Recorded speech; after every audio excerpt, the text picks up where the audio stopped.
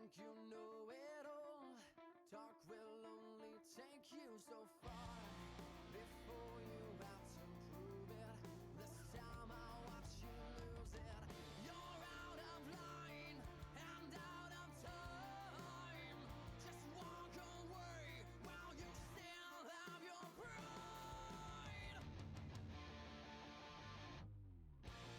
If you're mad enough to fight, I'm the storm that meets the moon. I'm the sun that will not move.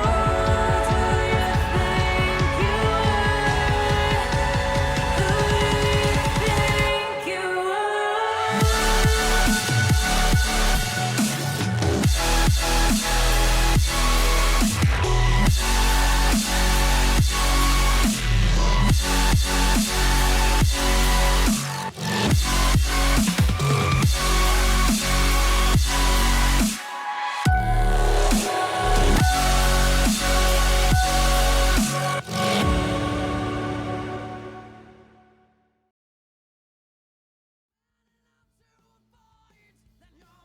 Welcome in, everyone. We do have some amazing matches happening today, and I am very excited to be here, and I'm excited to be sharing the booth today with none other than my friend Liquid. Liquid, how are you doing?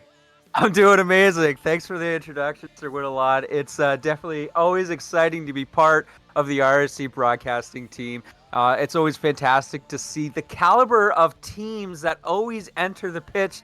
And you and I were just talking a little bit offline. It's kind of funny here. It looks like we've got two North Americans here broadcasting an EU series. How did this happen? I don't know, but the EU guys said, listen, let's get the NA guys off the field and just keep them in the booth. And That's fair. That is fair. We won't talk about my MMR being the highest here, but that's fine. That's fine, Liquid, okay? We're going to keep the NA guys in the booth today. All right, the EU guys can have their love. And we are going to be watching some very good Rocket League today, which is what I'm excited about. We have some very good squads, and after us poking a little bit of fun, we will come back to reality and understand that these EU players are here to win today, and they are going to try their best to, and we have two squads that are absolutely up for this match. As we take a look at some of this play-in bracket, you do see a lot of players and a lot of teams looking to just edge their way and try to advance through to this lower bracket. It is do or die at this point, and if you look at some of the teams, there are a lot of teams here that are old squads. There's some new players and new teams, and this is what I love about RSC. It feels like anyone could win on any night, and it makes it so exciting. It's really, the league does a great job of balancing and ensuring that you really have a 50-50 chance of winning. There's obviously a lot of times where there's blowouts and scenarios like that. But to your point, for anyone that is paying attention or just tuning in, if you didn't know, this is the play-ins. This is the end of the total season. And we're in the play-ins, which is the bottom tier bracket, which means that the teams, Jarls and Kings, they have to win every single series in order to get through to the championship. So this is really a gauntlet for them. So I think we had a prediction today between Jarls and Kings. It sounded like we were kind of split on the decision as well. It was 3-2 for me one way and 3-2 for you the other way. So as far as everything goes, we're really not sure on how this is going to come out in the end. However, the winner of this, and I'm happy to be part of both hours. I'm here this hour and the next hour, so I get to see the next matchup against Naguni. Well, what a blessing that is for you. I've got work in about 55 minutes here, and if I know my luck, that means this is going Game 5, 3-minute overtimes every single match. I think I bet we are in for a nail biter here. It looks like the players are actually all joined up. We can ask as well, but it does seem to me like teams are ready to go. We have our predictions set in place. I've got 3-2 for Jarls. And you have 3-2 for Kings. So really, it's anyone's game. We're really, both of us, I think, at the end of it, we're not hoping for a sweep. But I think, like you said, we're ready to go. Let's get these people on the field and start showing off what they can do. I'm not sure if there's a flip reset counter in the chat. If anyone's so nice as to see one to start counting them out 1, 2, 3 and see how far we get in the series. Cannot wait, and it seems like to me they are ready. So I'm going to ask them to take the field, and the countdown will be on.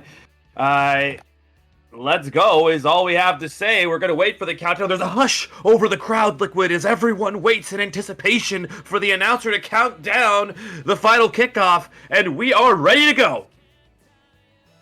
They're really setting the tone with the first kickoff as we see a win going into Jarl's way as it comes across quite quickly. And we know with this caliber of player, the gameplay is going to be quite quick. We're not going to see a whole lot of space that we see in some of the lower play-ins and playoffs that we do in Contender. We're expecting to see a lot more controlling and a lot less just rebounding the ball away as we see Dan trying to ping one off the crossbar. Beck's got a good clean shot. It was just on the outside of that crossbar, an amazing 50-50 as Kings is able to squeak that one in a 50-50 scenario and puts Jarls a little bit on their back heels as they just pass it away to try and get some boost and back into play.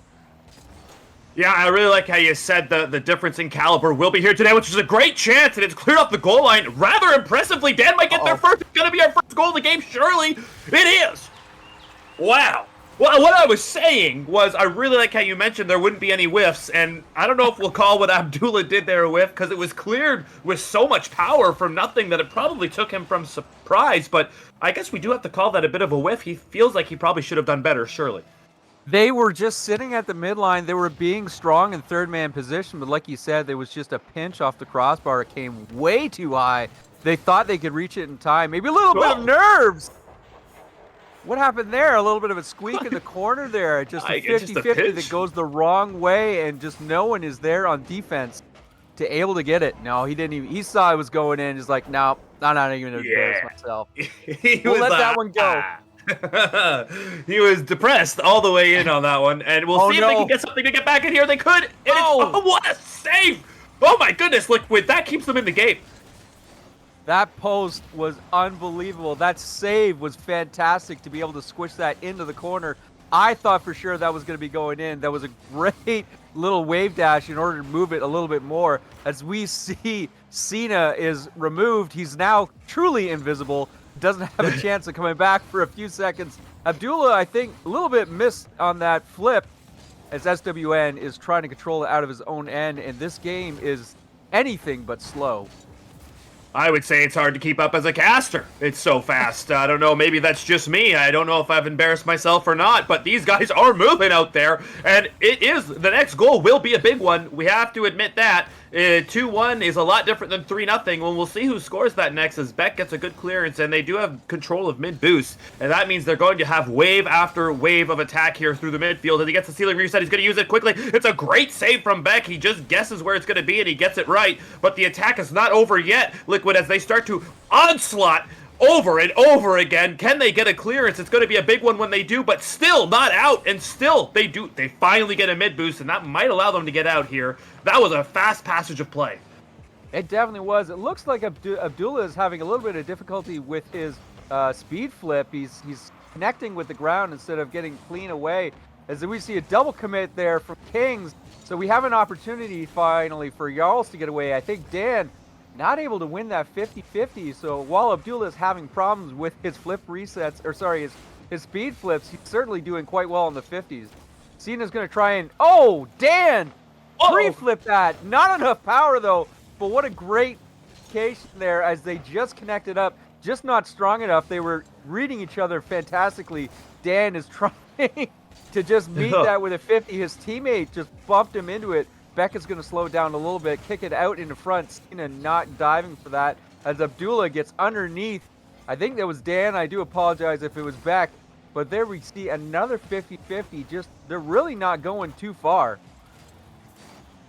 No, they really aren't, and you know, I have to admit, Jarls' defense is looking locked in. It might take something special from Kings, maybe a demo in through rotation after grabbing boost, because they are so tight on their own net and the backboard defense. It just doesn't look like any shot, any freestyle is going to get past the three of them. They look organized enough to me to keep that under locks, and it's going to be a counterattack the other way for Cena. He's going to get up. He's going to get the pass over. He does. Beck is going to get up as well, and it's just not far enough, but the double commit will allow for a counterattack here if they can just get it into motion, and they don't get it going that fast. It's more of a slow burn attack, which I don't know if I agree with, but I'm not the pro out there right now. So they're going to see what they can do. Abdullah trying to get his team back on the board here. It's going to be back onto the goal line, and again, cleared all the way out past the half line. They're so good at doing that, Liquid, and you have to wonder if that's going to pay dividends for them today. It's certainly working in their favor. They've only got 47 seconds to just survive at this point in order for Jarls to run away with the first win. And I have to admit, I think it's not looking good for the Kings. You know, it's never down and out because that 0-second clock can go on forever, especially with this caliber of play. They do know how to balance it on their nose. As we saw, defensively, Kings had to just throw it against their own backboard in order to keep that out. It's 20 seconds. It's not looking good. I'm not sure what to say with the rest of the... Oh, what a miss. That was an opportunity for Jarls to put a nail in the coffin. However, I think at this point, that nail has still come because Kings full-on send it in the offensive zone because they've got nothing to lose and everything to gain by going 3 wide. Yeah, it doesn't really matter if you lose that game 3-0 or 2-0, right? I mean, you got to go for the goal there, commit somewhere. And they chose a good time to do it. They just got burned, and that's all that happens. But the good thing about Rocket League Best of 5 series is, you know what? The next game, you start 0-0, 5 minutes on the clock, you win, it's tied 1-1, you're back to the saving grace. And I think they're going to have to go into the huddle here in between games and really set up an expectation of who will be challenging that ball first. I don't think there was enough pressure coming from Kings that match, but we are the ones in the booth, Liquid. We are not the ones on the field, so easier said than done. I think this game was really dictated by the 50. Yes. I think that was kind of the difference maker. There wasn't really one person that stood out more than the other. I think the goals were just on point. They were on target, but it wasn't really defensive or offensive breakdown. It just happened to be a 50 that was just very strong and moved them into a position. As we see field domination clearly going in Jarl's favor as they walk away with, well, a 4 goal. I really consider it a 3. Because that last one was just kind of a, well, the last 2 really, but the last one was really just kind of a consolation prize. But I think you're right. I think Kings just have to figure out how to slow play it a little bit more and win those 50-50s. There was that pinch out of the corner that was just unfortunate second goal. But yeah, no one really stood out as amazing or a subpar. Yeah, I have to admit. And sometimes when you get down 2-0 early in a 3s game like that, it really allows the other team to sit back and not take any chances, play very solidly in their own end, just counterattack the rest of the night there. And I think that's kind of what's happened here with Jarls. They just got to take low 50s, clear the ball out. No one needs to really leave their own half. They were collecting mid-boosts every other possession. They were fully boosted on the defensive side. And when you go up 2-0, you're allowed to do that. But we are on to my favorite map, Liquid. I don't know how you feel about this map. It is my favorite. I love this map. It is beautiful. You love it? Oh, we were going to be best friends right from the beginning. But back to the action here. We have another countdown. This is going to be a great match. I can feel it in my bones, Liquid. Well, Sir Winsalot, it's fantastic to be in the booth with you. So energized. I was just checking through the chat to see what was going on, and some of the people are calling out that Kings were going to throw this game, so the bookies' odds were against them. So I'm not sure what was put down, if it was points or what it was, but hopefully we see a little bit of a revitalization going the other way.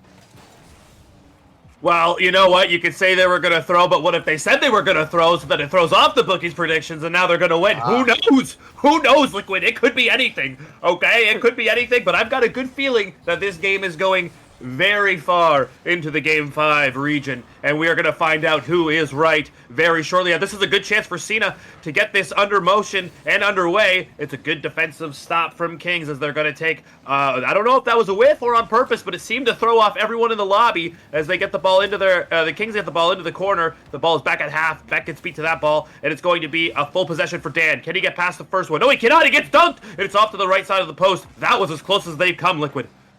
Yeah, they really haven't had too many opportunities, but that was, I guess, a whiff and a proper 50 for the way of Kings in order to make an opportunity. Here we see Beck trying to win it into the corner. We have 3 Kings player away there. They were trying to get a little bit downfield, but I think this is going to be collected quite handily by Jarls and just, oh, never mind. I'm going to put my foot in my mouth as there's a demo! And a smart play. That was a great 50 win into a smart heads-up play to a demo, and Cena was just caught flat-footed. Even if he didn't get demoed, he was going to get pushed all the way into the corner. Yeah, no chance for him there. He was a sitting duck. It is 1-0 for the Kings. And this game is already looking different. It's good to see the Kings on the board. They're going to get a second one. No, they can't. Yes, they can on the rebound. He just misses off the post. He might want that back. He might want to be scoring those open nets. He may feel like he should have scored here. We'll take a look. Not as easy to finish as he thought, but he gets the bump back into a teammate, and Abdullah finishes up the garbage. We love to see it. This is the exact opposite of what happened in the first game. Up quickly in 2-0. So now it's going to see how Kings handles the pressure of being up. And are they going to sit back on the laurels, or are they going to just keep pushing and catch their offense up a little bit higher? Well, it is funny that we talked about going up 2-0 early in the game, and how well that Jarls they kind of like held, and it's it 3-0. What an angle! No challenge though. You have to wonder if Cena here doesn't think he can get that angle on net. He has plenty of time to read that. He says good for you. But my man Cena put his controller down. That's exactly what happened. That's just he cannot see the ball, and it could be either way. But like we said earlier, 3-0 Liquid. Are they going to be able to do what Jarls did and hold on and be a very annoying team to play against with the lead? Do you think that they go for that, or do you think they try to add to their lead?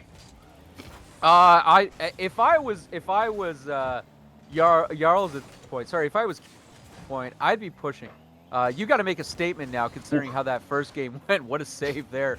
Again, another banger buster as they are crossing the goal line, but not enough to be counted as goal. Here we see Cena wants to collect the ball. He's got to make a little bit of an awkward stop there. He control it quite well. Dan was in there to make it move. As Cena threw it into the corner. What a bounce out. I don't think it was going the way he wanted to. Beck was able to read it, but now they have to hit this off their own crossbar, not able to move it far enough away. Dan gets the boost, not the ball, but now he's on it. Beck, his buddy in the net, is no longer there as he was removed, and here's a dangerous chance and a tactical whiff as Beck actually got to the boost. I thought he was going to lose that race. Abdullah is throwing it up and away and across. These people, when they land right on top of each other, and it turns into a different game of just trying to throw the opponent off of their wheels to get that little bit of advantage. They're so good at that. I'm happy you mentioned that as well, because it just seems so calculated all the time. Not only are they trying to land with speed, they are trying to land and disrupt the defensive rotations that they have, and they're so good at it. But it is still 3-0, and it does seem to me like the Kings haven't been too aggressive going forward here. They're just hanging on to the lead, taking their low 50s, just making sure everyone's back on defense, trying to steal that mid boost. Oh my goodness, a miscommunication here. It's surely going to be in. 3-1. I gotta stop saying things, I think. That's just how it goes sometimes, right? Oh, that was a bump by Cena. Had a huge open opportunity. Beck's able to continue that play a little bit from the midfield. He's got enough to catch him right in the middle. It's only a 2-goal game, but 90 seconds is quite a long time, especially when you have a kickoff. There's so much opportunity for things to go wrong in a kickoff if you're the winning, trying to protect the league. Just like that. Nobody has boost yet. Everyone's not settled. You're still trying to figure out where you're going. As Beck threw a long bomb, and who was that in the back there? SNW. I think he went to the one corner. His teammates took that, so he went to the other corner. I don't know what he thought it was safe to do, but now they're trying to protect a 1-goal lead. And there's a quick opportunity as that one just about squeaked into the corner. So at this point in time, if you're the King, you got to be a little bit concerned if you're going to protect your lead, as unfortunately that shot opportunity just missed, and he waffled a little bit inside the net. Abdullah controls it midline. There's a double commit. Oh, man. Nix wanted that one a little bit more. If he had a little bit of a touch, that would have went perfectly into the center. Have a lot harder touch. And it was that close. It's actually a great save from Cena to control that ball as well and take it to that corner boost. I really like what I saw there. I know that at the higher levels they do that a lot, but we have seen people there is awkwardness at the back post. No boost for Dan, but he makes the right read. It's back into the middle. Abdullah can't get there. Nix can't get there, knowing that he can't get overcommitted here. He stays wisely back. That's a great touch for him, and he beats one. He gets a 50 on the next. Who's the follow-up? Abdul. It's going to be off the left post. Oh, it's so close, Liquid. 10 seconds left. They have a chance here. And Beck's going to go up the wall. Surely, Liquid. This is the moment they complete the comeback. Oh, what a save. Denied by Abdullah in the middle, and King all but secure this game, maybe? Maybe? Oh! I was going to have to pro twice, once each game. But man, Kings held on by a hair at that one. So very different than the first game. Jarls were strong, but again, the field domination is just insane when you look at that stat. It's always heavily swayed one way or the other. So these teams are very well matched up. It is fantastic to see. But I was really surprised to see how different that game was. It wasn't that the Jarls gave up. They battled back and just about secured a 3-3 to go into overtime. That would have been wild at the end. Damn, I don't know if we can just revisit that. I wish we had a replay of it, but to dodge that demo and get the 50 hard enough to drop that ball on the goal line is a very high level play, and his teammates should be thanking him tenfold right now. That is an amazing play, and they've got to do better clock management. That ball has to hit the ground when it's 0 seconds. You got to spike that. He spiked it right on top of Dan there, and that was a problem immediately. But they escape. The series is tied 1-1. I think escape was the right word there. I felt that they were on their heels. Even though they had the lead, the pressure was definitely getting to them. So Jarls has got something to prove. It is now a best of 3. Fast-paced start to this game. Cena's going to take a good pass over to his teammate Dan, who gets it over up to Beck, which is a great rotation from them. Beck has just got to get the bump there. He just misses. A great save from Dan, who's going to get a pass back into a dangerous area, but the counterattack is on. Here comes Abdullah. Good 50 for him into the corner. Loses out on that boost, though, and he's going to elect to leave the ball and rotate back out. Dan intercepts his own teammate, maybe wisely so, and then Cena's going for a corner read. No one can hit that, but it's going to be out of the net. It's in. You know, a lot of this game is skill, but there's still that aspect of luck. And the panel that it hit gave the absolute perfect bounce for Jarls to convert that into a goal. And a little bit of a misread from Kings in the corner. That was a really tough panel. I'm happy to see that even at the higher levels, it is still hard to read those dang corners. Oh, the bump play. Oh, the bump play worked against them. Maybe a little unlucky there, or lucky, depending how you see it. But yeah, you're right. Those corner reads are hard for everyone. That is not a normal occurrence. I know we see those clips a lot, and you're like, wow, they seem to him every time. That are just the clips, and those what they are. They are a lot of whiffs on those corner reads. It's very difficult to see how that ball comes out of the corner. But we do have Cena winning another race to the ball, setting up. It's going to be in. No, it's not. It's on the post. Yes, it is. Oh my goodness, Liquid. That was insane. They're not letting these goals go in easily. There has to be excitement. The ball never really seems to go cleanly in. We've seen a pinch from the corner. We've seen a flick out of the corner. We've seen these sharp angle shots that hit the post and give someone hope that maybe there's going to be a save that happens. As Beck is able to get that with some speed, and they're running away with a quick lead at 3-0. If this was in rank, people would be screaming, what a save, and trying to quit. But you can't. It's only 1 minute and 8 seconds in. What a commanding lead from Jarls, and a strong response to what Kings did in the last game. Yeah, nowhere to hide out there. No FFing here. It's a gentleman's game at this point, and they're going to have to find a way back. I mean, the Kings found themselves up 3-0 last game, and that became a game really quickly. I'm sure they're thinking, let's do the same thing to them. And hopefully they can make this an interesting one. But again, within the first minute of play, it's a very locked-in game. This is going to be a mistake on the other end with a great demo. It's going to be SNW with a goal. It's going to be 3-1, and we do have ourselves a game here, Liquid. Yeah, Dan and Cena just not getting their communication. They both turned on the ball. They thought it was their chance. A little bit of a getaway and then into a demo as Dan threw himself away trying to collect the ball, and his teammate not getting the touch he wanted went. As King has to respond quickly to that defensive play as it was just about in their end. This is why I love Kickoff. It's the great resetter. You could get so many kickoff goals in a row because there's so many different ways that can go, and especially if you're a strong team who have practiced kickoff setups, you are in a position to win a couple goals. Yeah, those set plays off of kickoffs remind me of other sports, just like being on the power play in hockey or, you know, anything else that's North American. Even soccer, like the full field press, basketball, set plays. It's much like that with Rocket League off the kickoffs. You know, like, what are we going to do? What's our kickoff strategy going to be? Oh, my goodness, take a bow, Cena. Did you see that, Liquid? Take me through what you saw here. He was able to get that up, just absolutely beats the player, is able to keep his jump for so long. I don't think King thought they were going to have to compete with that little tip. No, he does a great job of pre-flipping, and you know what? I will call it football for the EU fans here. I'm a huge Juventus fan. I see that in chat. Sorry about that, guys. But when we're in North America, we call it soccer just so we don't confuse the Americans with American football. They need a lot of attention. So sorry about that. Us Canadians are a little bit different. Liquid, tell them about us Canadians.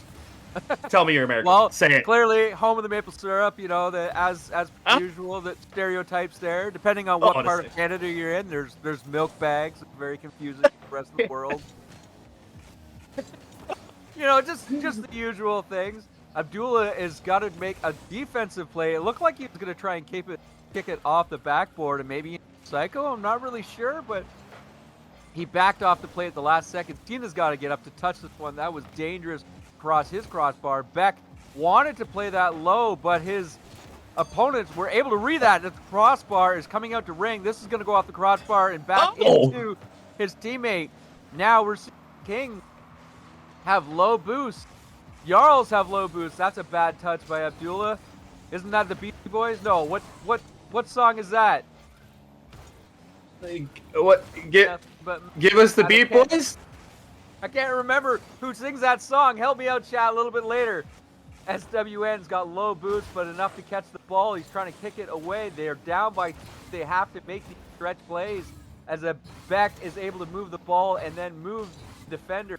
He's got lots of opportunities. Oh, wow. Lots of options as Dan not able to bury that one. NYX trying to move it down the field. The ball has been up in the air, I think, quite a long time, but that's what's to be expected this caliber of play. Oh. They have life. You know, sometimes it works out in your favor not to score an open net goal. Yeah, I mean, it seems like it was in either way. Maybe he clears it off the goal line, but I'm sure Cena's thinking, this guy going to get it on the net. I've got to pre-flip into the corner there, and then he gets, you know, kind of tricked by the post. It's a bit unfortunate, and he'll probably feel a little bit hard done by, but 4-3 is a lot different than 4-2, so they need one before the end of this countdown in order to stay alive, and it's going to be in. That might seal it. That surely seals it, Liquid.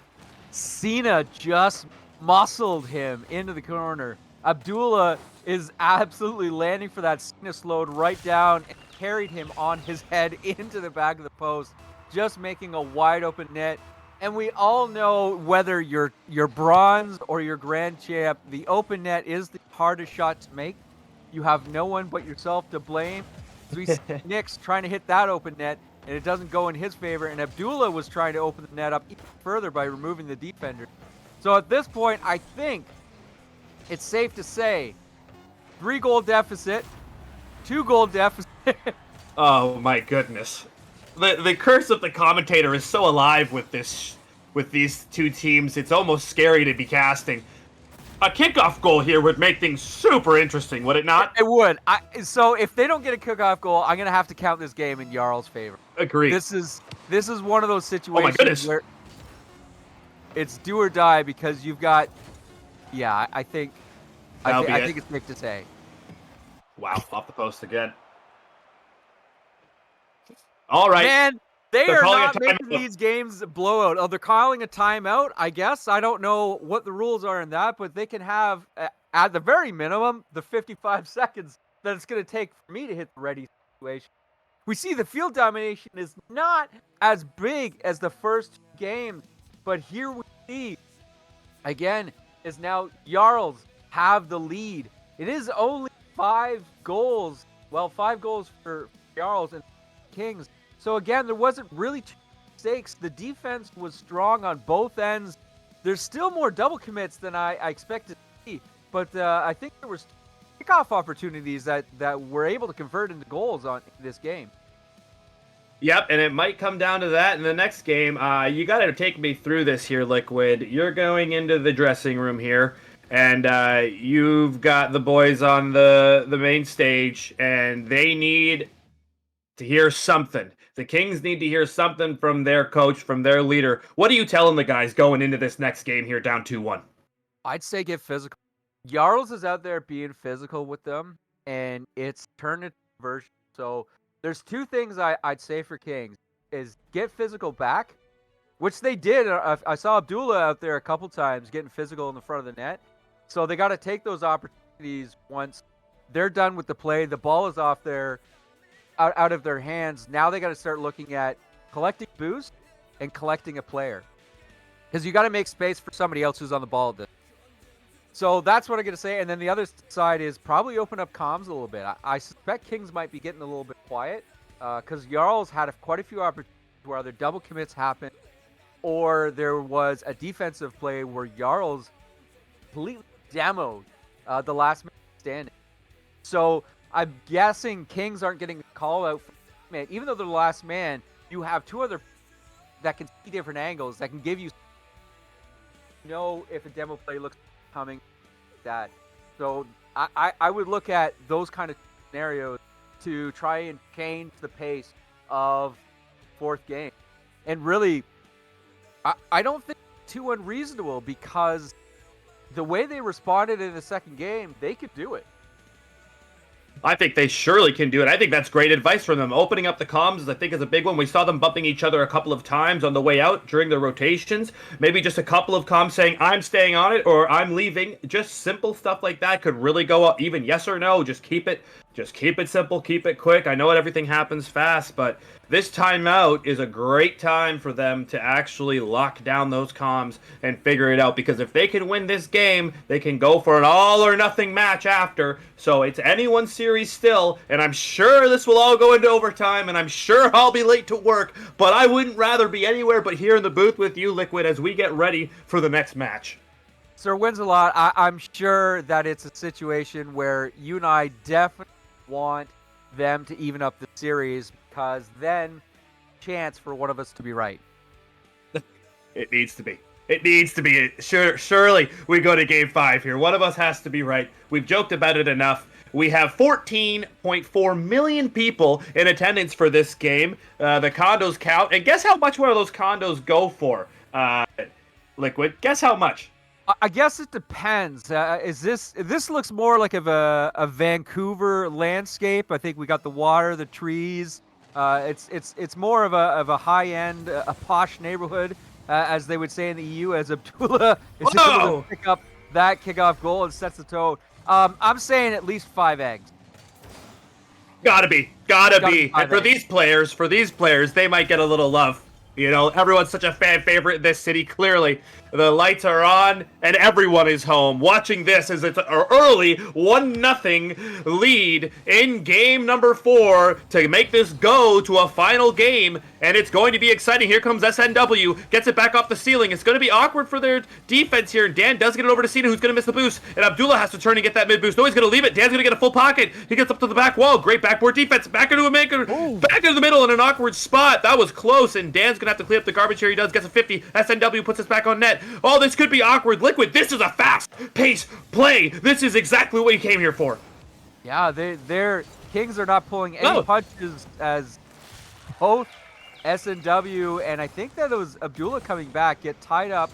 Yeah, Abdullah wanted that mid boost. He saw that Dan, didn't want Dan to get it, but this is a situation where I think this is what you said during the break is that Kings are getting tangled up on rotations, on defensive rotation. They got to stop rotating ball side.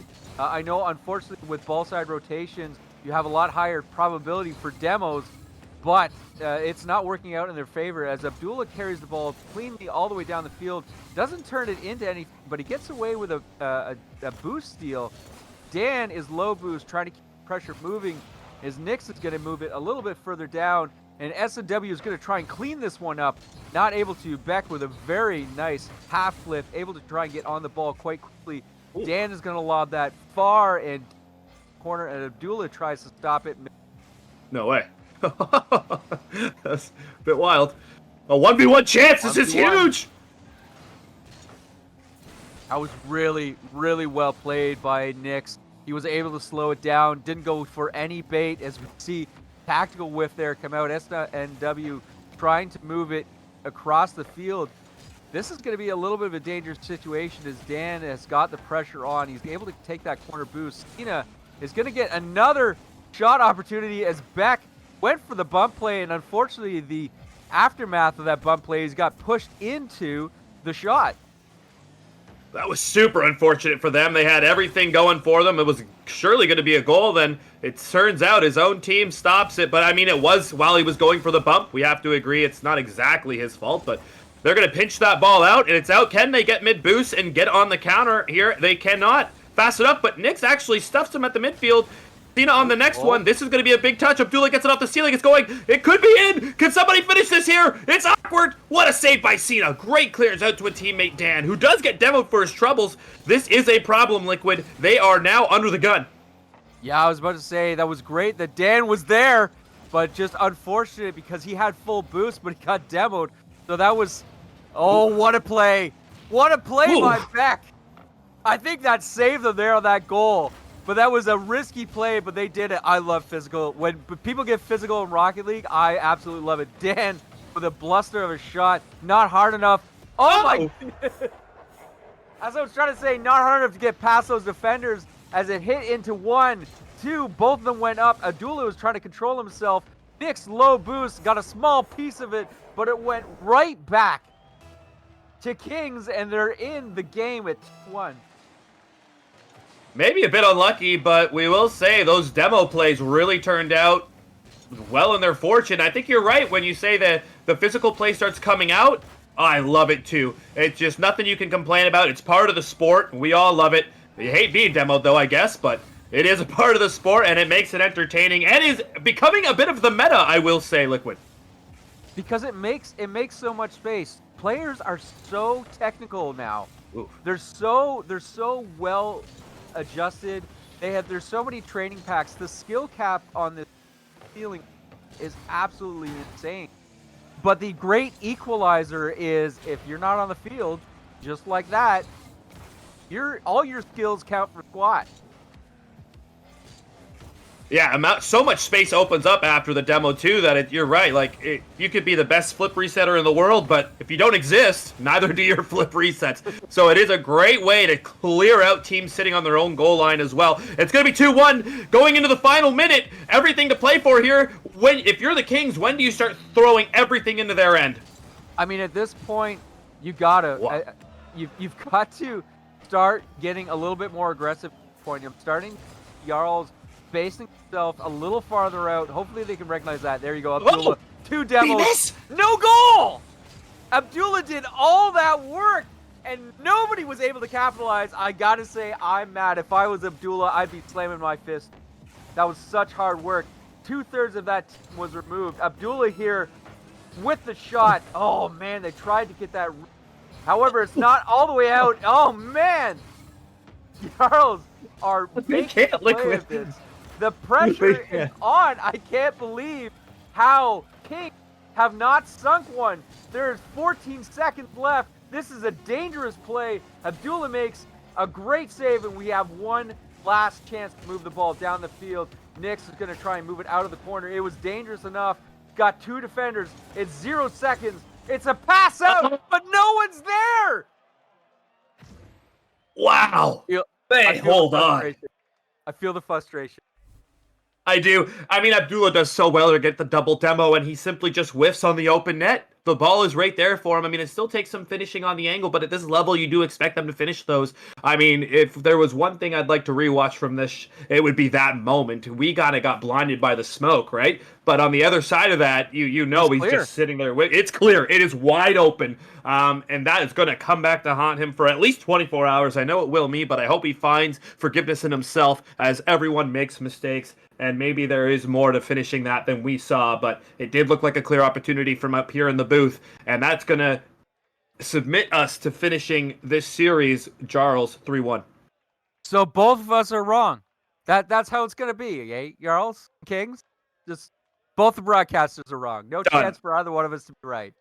Well, chat, I hope one of you were right, and I hope one of at least a few of you guys were entertained. That was an amazing series, and it looks like MVP goes to Cena with 1,907 points across those 4 games. He was definitely a force to be reckoned with, involved 7 shots and 2 goals, 6 assists. He was definitely out there. 3 demos, quite impressive as someone that was definitely an annoyance in King's side. Oh, he was brilliant. Some of the saves he make aren't just saves. That's the thing. I mean, it goes up. It's kind of a ghost stat, but they're saves into control. And I mentioned that a bit earlier in the series where he did that, and he was doing it consistently. That's probably why he has 6 assists. He was kind of the catalyst person bringing that ball out. And I've used the catalyst word ever since I heard it 3 streams ago. And I have to say, it's probably my favorite new word right now. But Cena is my favorite new player right now, Liquid. He had an amazing series. Yeah, but the night is not over for him. He now has to continuously be on point. So he's got a little bit of time now before the next series starts in 15 minutes. But he has to be the same star player that he ended that with going into, because he's about to face the next team, which I believe was Nagurny. I apologize if I have absolutely butchered that name. But they are the next team to play, and even after they win that one, they still have to go. So it's really, there's no chance for him to calm down and sit back. The pressure's on for them to continue. Otherwise, everything they've worked for this whole season is over. Yeah, it's brilliantly put as that. It is as simple as that at the end. You can think about all the other stats you want to think about. Liquid said it best. If you don't win this next one, it's over. So, with that being said, are there any final thoughts before we bid adieu?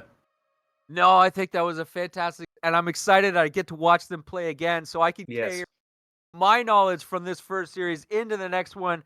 I hope all 50 of you watching now are only going to tell your friends, hey, you guys got to get in here. We got to see what's going to happen next, because some of these people in the chat just can't believe what happened either.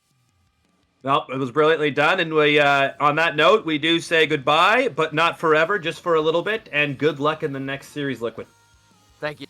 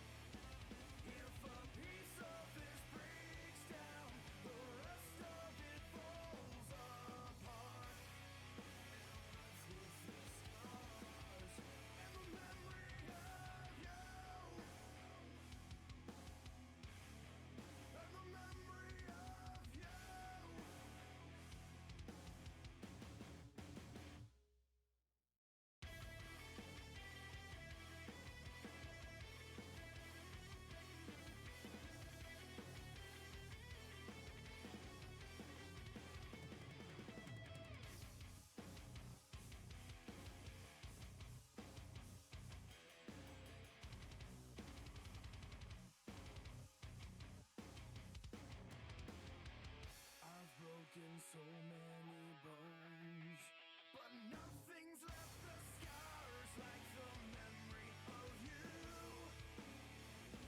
If a piece of this breaks down, the rest of it falls apart. And the memory of you, and the memory of you.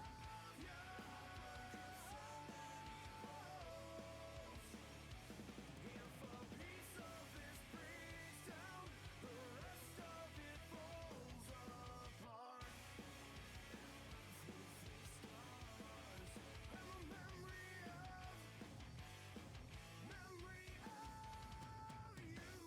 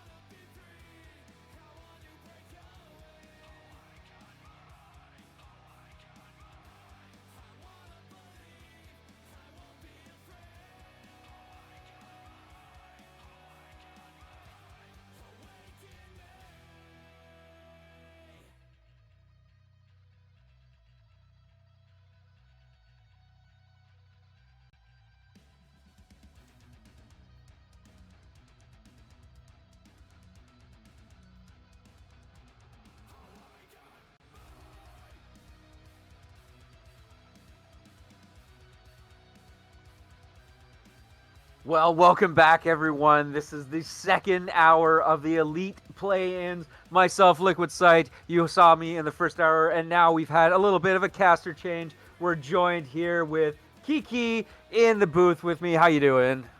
Hello, Liquid. Pleasure to be here as always, and excited, of course, since play-ins, one of the more exciting nights in my opinion. Not even playoffs, you know. Play-ins are like somewhere where it's like a make it or break it for teams, and in this scenario, we do have that lower bracket matchup which actually is make it or break it. One of these teams is ending their run here tonight because this is a match to stay alive right now. And give us a bit more insight, if you wish, about the match. Who is playing? Well, we saw Jarls just defeat Kings in that first matchup, so they are progressing their night. At least one more matchup tonight. However, now they are fighting against Naguni, and I think you were sharing with me while we were just off air that this is a Battle of Iglesias conference. Yeah, indeed. They've had some previous feuds. Both feuds ended. They're kind of even in terms of games and series. The first one, Nguni won in week 3, 3-1, and then Jarls clapped back week 7. We had 3-1 as well. But just because of the run of form, Jarls have won their last 4 consecutive games. I'm gonna give this one just a bit more momentum towards the Jarls. They seem to be like the decent roster, and they seem to be ready to go into this one. It's just, that sort of momentum that keeps you going throughout the whole play-in stage, and something that needs to stay with you, because it's only 1 game difference of you staying in this one or just completely getting knocked out of the whole tournament, in my opinion. Any thoughts on the game itself? That's a fair opinion. I was actually going to go the other way around. I don't think Jarls have the gas to make it the rest of the way. I think it's going to go 3-1 in favor of Nguni. I know the first series matchup, I thought it was going to go the full 5, and they went 4. I think Jarls was very, very strong in that last matchup against Kings, but looking just purely by the numbers and stats, Nguni stands a little bit taller, and I think with some of the skill differential can make that space difference. So I'm hoping that Jarls is able to carry their momentum and carry their gameplay forward. They were very physical against Kings, so I hope that they're able to carry that play style against the Nguni. It's just going to be interesting to see what actually ends up playing out. So again, I'm going to throw my hat in as much as I'm talking about Jarls right now as a 3-1 for Nguni. Yeah, well, I mean, I was gonna give them the last series benefit of Jarls taking it 3-1, and I will, because they took it 3-1 last time. I think they can continue the momentum and take this one 3-1. So maybe just them being warmed up and stuff like that will give them the advantage. So yeah, definitely for me, it's gonna be Team Berserkers, the Jarls 3-1. For this one, and in terms of gameplay, we are still having a bit technical issues. Our camera has completely left the field in our producer, so we're just gonna baffle on about the rosters here a little bit. For the side of Nguni, I believe that's how we pronounce it. I've not been brilliant with pronouncing these names, but you know what? They named them, so it's not up to me. But yeah, we have 385 MS.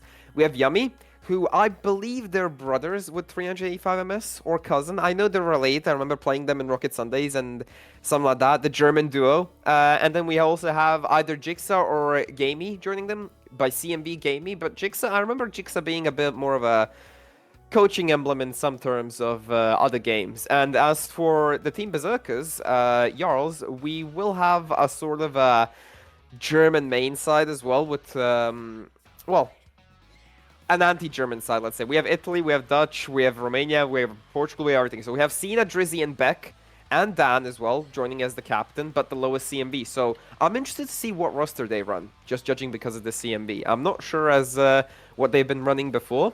Haven't viewed those games, but yeah. I'm just interested in how the games go, just because I think the momentum that Jarls have is going to kind of carry into this one. But other than that, the star players that we're looking at are probably going to be Cena, Drizzy, or even 385 MS. I saw Cena in the last game. The last series, he ended up walking away with MVP at just under 2,000 points across the series. So he was a very strong force to be reckoned with. I agree with some of the things that you were saying. The numbers is what's making me think that it's going to go in favor of Unitox or Nguni. I believe that was the pronunciation we were given by someone like in that. chat. Nguni. I'll try and remember that for the next time that I have to say it at least 1 or 2 more times. So that's why I'm giving a little bit of an edge that way. I'm hoping that 385, which is a terrible ping, as we all know, in this game. So hopefully he has something a little bit stronger than that. But those differences in MMR, those seems very, very slight. When you get closer to these top end tier, those small differences are huge in terms of skill and abilities, because it becomes a little bit more of statistics of that 90 percentile to the 91st percentile is a big jump in skill.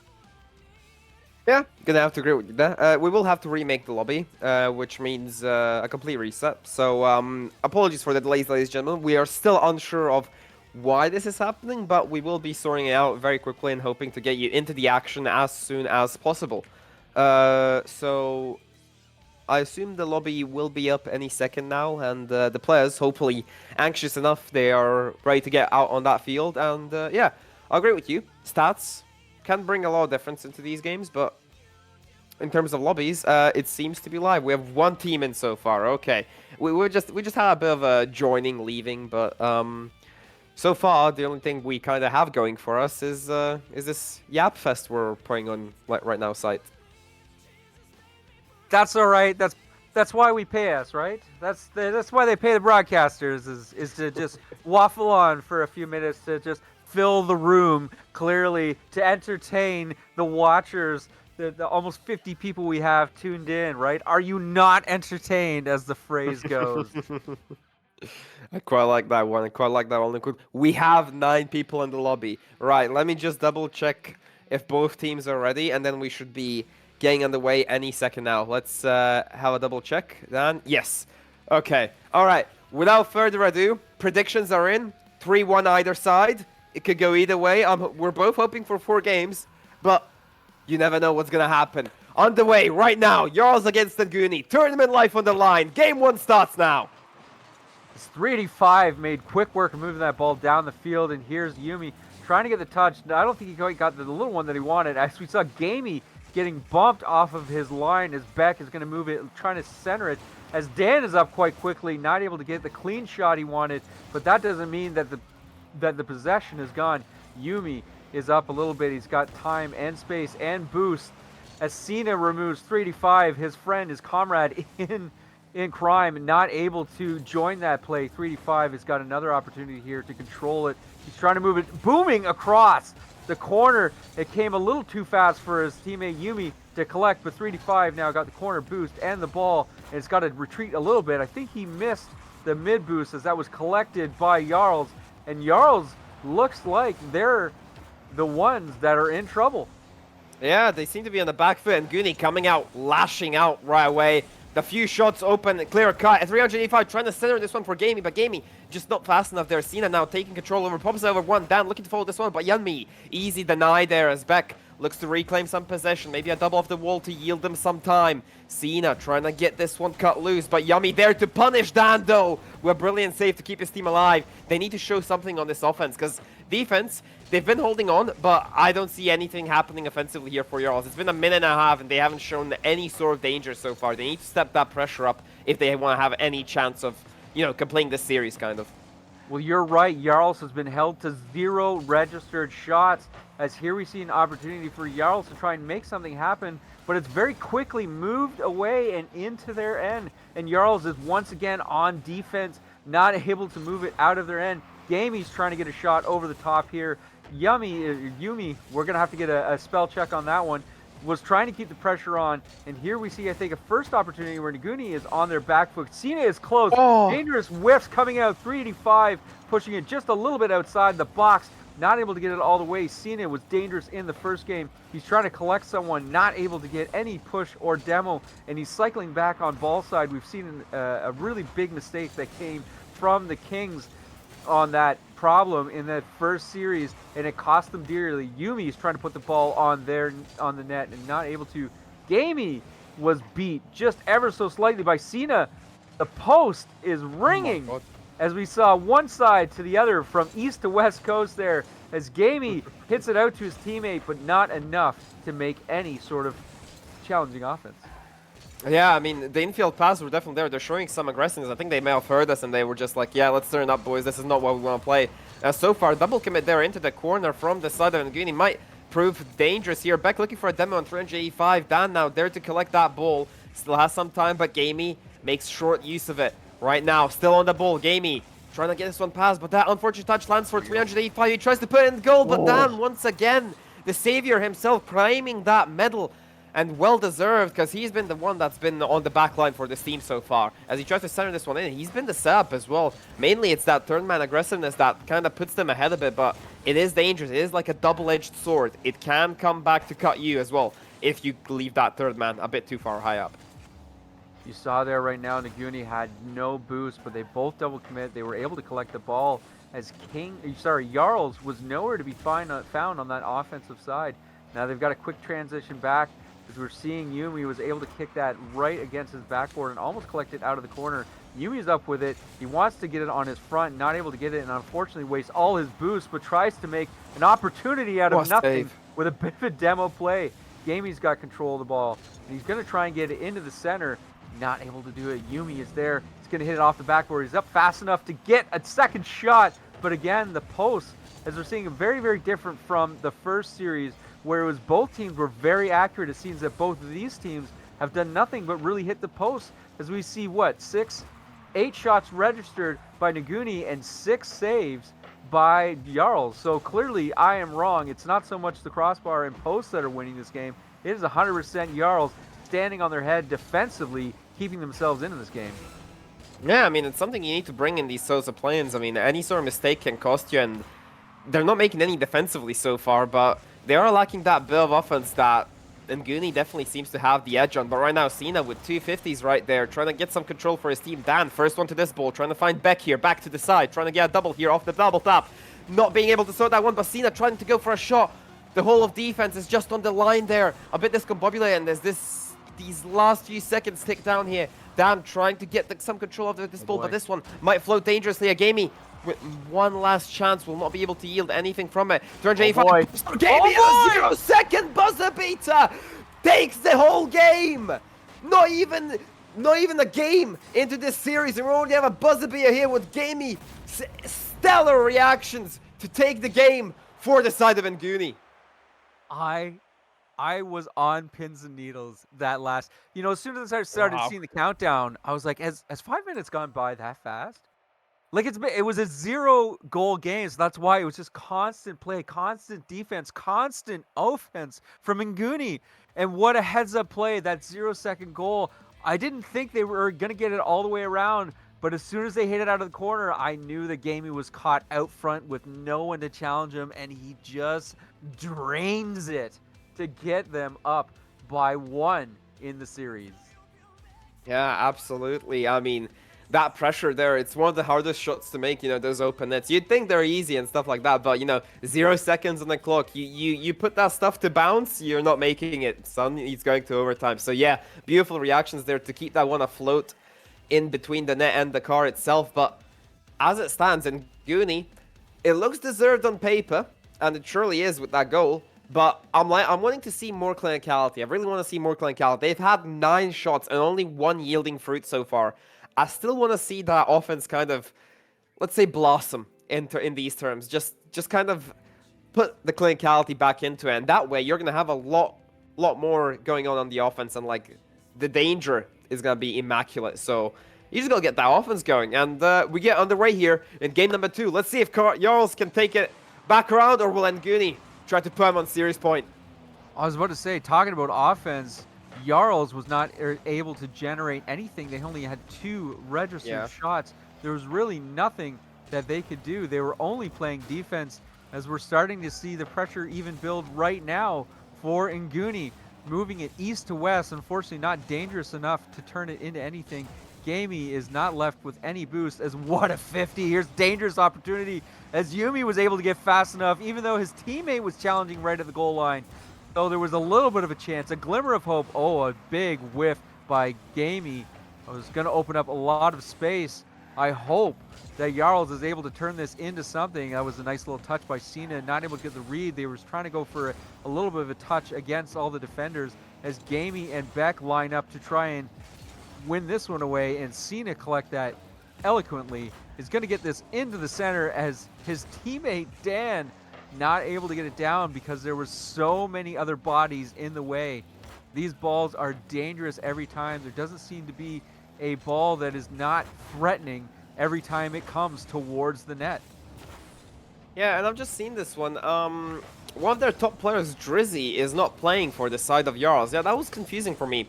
On the side of their, they really are missing that sort of offense that Drizzy does usually bring into these games, and they are running Cena and Beck and Dan instead. But Drizzy is the sub officially, but I was interested as to why that sort of CMB gap was left open if you're gonna give that much CMV to a sub and then just put him on the bench, you know.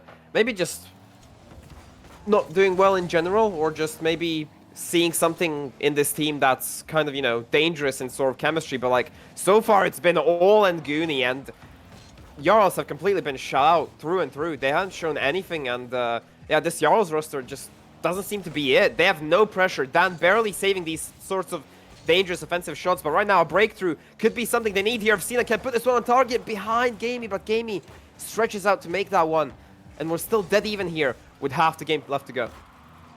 There we see Cena able to collect that from the midfield, not wanting the pressure to come out, as Dan is also collecting on the midfield. So there's a midfield battle going.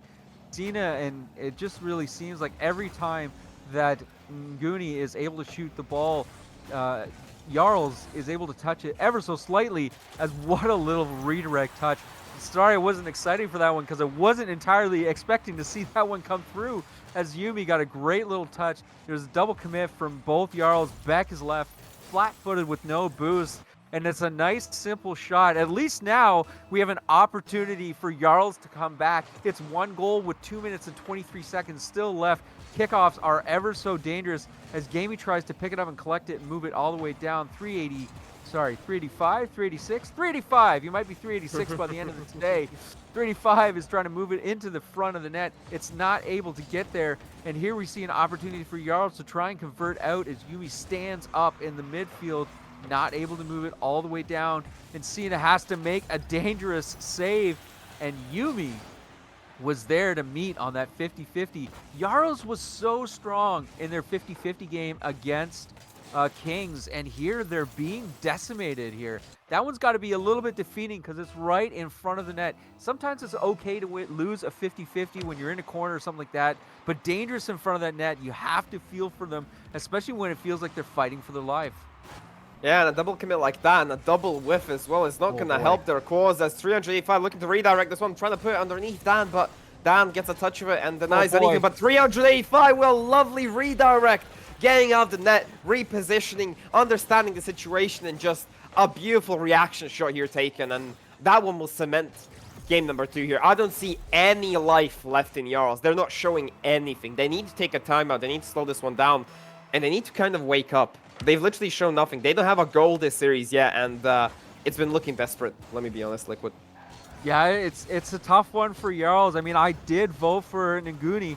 I did not expect this kind of showing for Jarls. I thought the way they played the last series was quite strong, but here it's just maybe a different time, a different place. I'm not sure what the end result is, but they do not have the same sort of pressure and opposition that they did in the first game. Maybe they're just the way the Kings was playing. Jarls were able to take them to task by just hammering them every time they touch the ball. I mean, if you're looking at Jarls as a team who's actually playing for a spot in the playoffs, you're not going to be wanting some sort of team like this that's going to play playoffs. You need a team that will actually kind of step it up when it matters, and Jarls is definitely not doing that. I mean, rightfully so, and Nguni have been decimating them offensively and defensively. They've just been having that midfield pressure that Jarls have been wanting so much, and Jarls just not showing anything for it. Maybe a demo here and there to actually get some life going. Maybe get a goal from momentum, but this one has Nguni all written over it. They are not winning those small battles. This physicality is definitely picking up. As we saw a couple smacks in the midfield, Dan smartly turns away from that ball. Unfortunately passes away, and here we have a dangerous save as both defenders go up for it. Fortunately, Dan was back with low boost, but had to just kind of kick it away. As you see Gamey, I think he was trying to pre-flip that one and just read where it was going to be in time.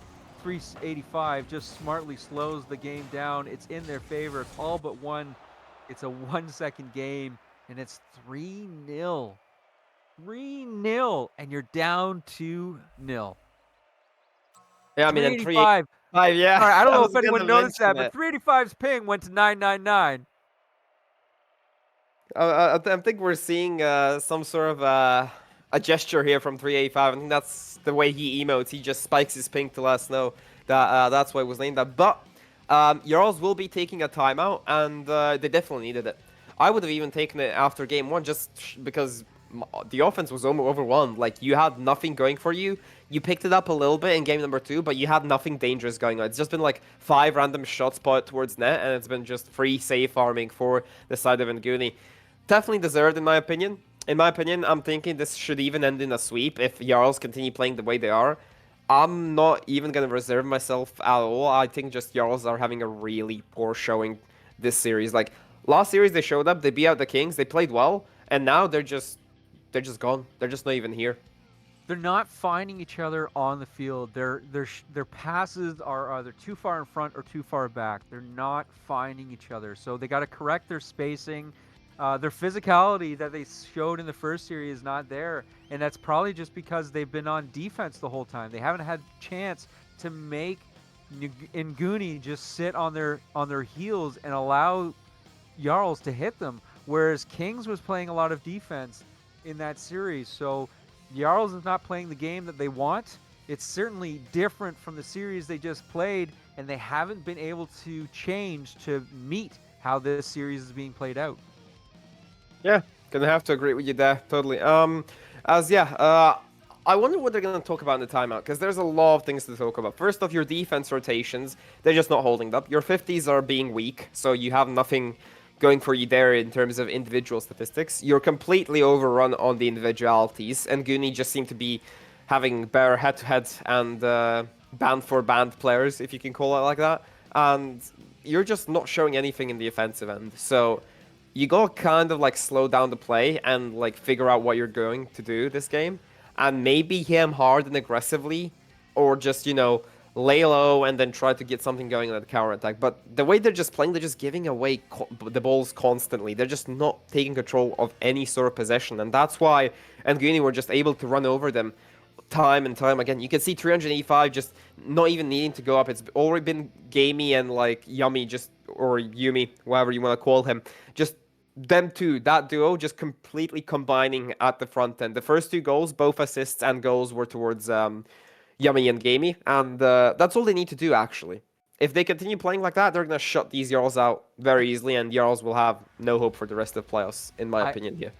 I agree, and I do apologize to everyone in the chat in case you didn't catch it. There was a timeout called, which is why we're yapping on. Thanks, Unity. But we had to try and fill the space. Sometimes dead air and crickets, well, it's a good goal explosion. It's a good goal explosion anthem, and it's something that irks players. We feel that people at least want to listen to some of us yammer on a little bit more. I think we have to give word to the team. Yep, they have filled out. I was going to say that one of the things I've noticed that Cena, who was loud in the last series, has been totally shut down. So I'm not sure if the ball is just not getting to him, if he's finding himself without boost. But here we see an opportunity as Dan He's invisible. shot it wide, able to try and get a little bit of momentum going.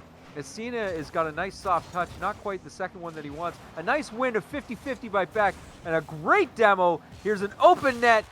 They're in the game. They heard us. They took Absolutely. the time out. They heard us.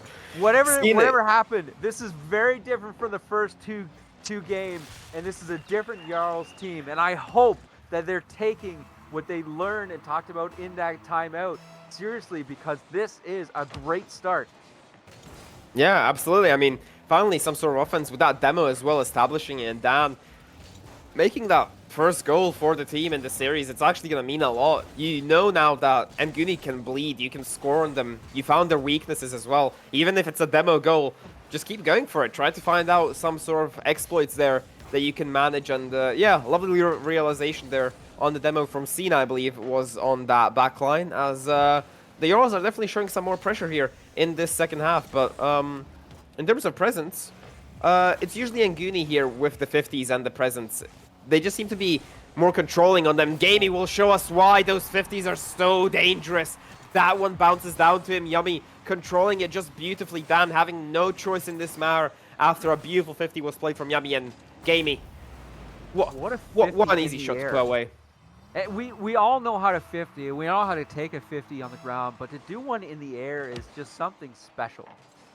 Oh, that was a big miss by Dan. He's got to race back. He's now going to be low boost. That was a good recovery. He kind of sent it far and away as Gamey wanted to land a little bit cleaner. Not able to. 385 was there to try and join the offensive pressure. A miss in the corner makes an opportunity. You know, you got to feel for them there as Cena is just turning himself into a missile to try and make this space open up a little bit wider in the net as Cena smartly is back already. But, oh boy, they got lucky with that one. That was all but of assured a goal as the situation is unfolding as Beck is moving the ball down the field. He's got no boost, so he sits calmly on the ground. Dan has to make a play. It's not the one he wants, but what a job by Cena to disrupt that, because I believe Gamey was going to stare down a wide open net. Yeah, absolutely. You're correct on that one. And Cena has been bumping a lot this game, you know, making it scrappy, you know, getting it tight right now. And a demo there from Beck might open something up here, but Cena a bit slow there, trying to play some patient 50 there. Might buy his team some time, but a double commit like that might prove dangerous right now. Cena, once again, the man coming in to save them. Trying to get a bump here on Gamey. Not being able to, but once again, Dan being that last man again. Proving to give some time here. It's still dangerous as 385 trying to stab Gamey here. Gamey was shot blocked by Cena. And now on the counter, on the other end, can Cena show something for it? Play! And under the bar, it's John Cena. You can't even see it happen. What a play. That was fantastic ball control. That was fantastic. Just patience. Pushed him all the way back to the goal line. And you have the best chance at a 1v1 to get as close as possible to get the goal before you shoot it. So that was very smart. That was very well positioned. And Jarls is showing they still have life in this series. Absolutely. I'm happy for them, you know. It would be a really demoralizing loss. It would be like, well, boys, we done our best. But so far, showing that sort of life is something you kind of need. And if you're going to go for that reverse sweep, you got to start somewhere. And game 3 is usually where it's at in terms of a best of 3. But right now, 385 trying to shot any hopes right now. Leaving it for Gamey, but denied by Cena. Once again, Yummy rushing back, trying to control this ball, but already on him is Dan and Cena. Trying to combine here for a double. Cena not being able to put that one towards target right now. Maybe a bit of an overextension here could cost them, but so far, the pressure has been on their side. Beck with a very important 50 there to deny any sort of pressure. Cena to the backboard. 385 missing that shot here. Leaving it for Dan, but Dan nowhere to be found so far. Getting demoed as well, sending him to that garage to get that car repaired. He is back, but is he back in time? And Yummy with a demo and a goal to convert the equalizer. Just no chance. Yummy was all over it. Getting that demo, denying any sort of save, and getting the goal as well. Beautiful pre-flip there. Pre-flip through the defender, gets a demo, and gets a goal. What a way to equalize series game 3. Wow. I thought I'd seen some amazing things, but that was quite entertaining to watch. I hope, Kat, you guys are as getting excited as we are to broadcast this as Cena is moving it down. He's trying to collect at least 1 or 2 defenders there. He doesn't get it out of the corner. Beck makes a clean half flip, and Yumi is up there quite quickly. Cena is going to try and get a soft touch. Not the one he wants again. We've seen that a few times where he gets a nice soft touch, but it's not the control he wants. Dan is bumped off the ball, but he almost catches up to it as his teammate Cena is making a play in the corner. And here we see Beck getting bumped and sent all the way to midfield. Dan is on the ball quite quickly. Yumi has got no boost. And it looks like the pressure is going towards Jarls, as there was an unfortunate double commit there. And I think as much as I'm saying the pressure, it was very, very quickly relieved. Yeah, you know, after 9 weeks of playing together and probably even more around, like, outside of the RSC, you'd hope you could get those double commits under control. But at this rate, they're just going to run out of people to defend and run out of people to play with. But if those double taps can stop going on, that flick could open something up for Dan as he takes the lead with 25 seconds left on the clock. He's looking to take the first game for the Jarls. It would be a lovely start to a comeback. So smart of Beck to slow that down. He saw opportunity and motive there and was able to just keep both defenders guessing on what was going to happen. Threw it high enough for his teammate to collect that quite cleanly. And Jarls, for the first time this whole series, is leading a game. Yeah, actually. I mean, the equalizer was grabbed by Yummy, but the lead didn't last long, in my opinion, there. But so far, they need to convert this one right now, right here, as they have the time to do so. Cena now trying to drip those seconds off the clock, but the ball still hasn't hit the ground. He's giving away an advantageous position, but 385 that 50 finally going to the way of the Jarls as they do take a game. That timeout definitely helped. That ping for 385 definitely didn't. I mean, I don't know if it's just a running topic and a reoccurring theme, but I think he has unstable MS. I mean, I guess he's living up to his name, man. Either that or he's alt tabbing every time the game's over. But he solidifies whatever the game's playing. But I keep seeing 999. I'm not sure. Oh, tech timeout here. So maybe there was a bit of an issue. Maybe he's got to do a driver update. You know, you never know what you're gonna see in these in this series, whether it's a demo play from a pre-flip into a goal, or if you're just gonna see two broadcasters having to make up time, because there's TV timeouts, there's tech timeouts, there's remakes to be had, there's everything under the kitchen sink. Anything can happen in an RSC game. Yeah, I mean, defo gonna say that we've spent a bit more time on the technical timeouts and the regular timeouts than in the game, but you know, that's a part of Rocket League. That's a part of the game. You know, you still gotta fix them, and I assume he is fixing his ping, as it was a bit sheepish, you know, in that sort of regard, as they have fully restarted and they're going straight into it. I mean, just gonna confirm that the tech timeout is done. That would be the one and only that they would be able to gain. So just double checking here if the tech timeout is fully finished. Yep. So say, while the you do that, players- I'll watch the spam in chat going on quite strong. There has been a few chants that have been generated here. As we will get on the way here. Game number 4. Jarls to put themselves on a series point, trying to get that comeback going. Right now, Nguni failed one of the attempts. 2 left to go for a shot at the playoffs. Dan taking this one to the sky, looking for a double tap here. Uncontested, trying to score it off the post, but Beck will be there to convert it. And once again, an early goal for the Jarls. They have definitely waken up here, Liquid. Sometimes in those situations where you're being so technical and those double taps, you don't always have to score. You just have to remove the last defender and hope your teammate is able to clean up the mess. Yeah, absolutely. But Gamey now looking to bring this one back. 385, getting a good 50 there for the side of Yummy.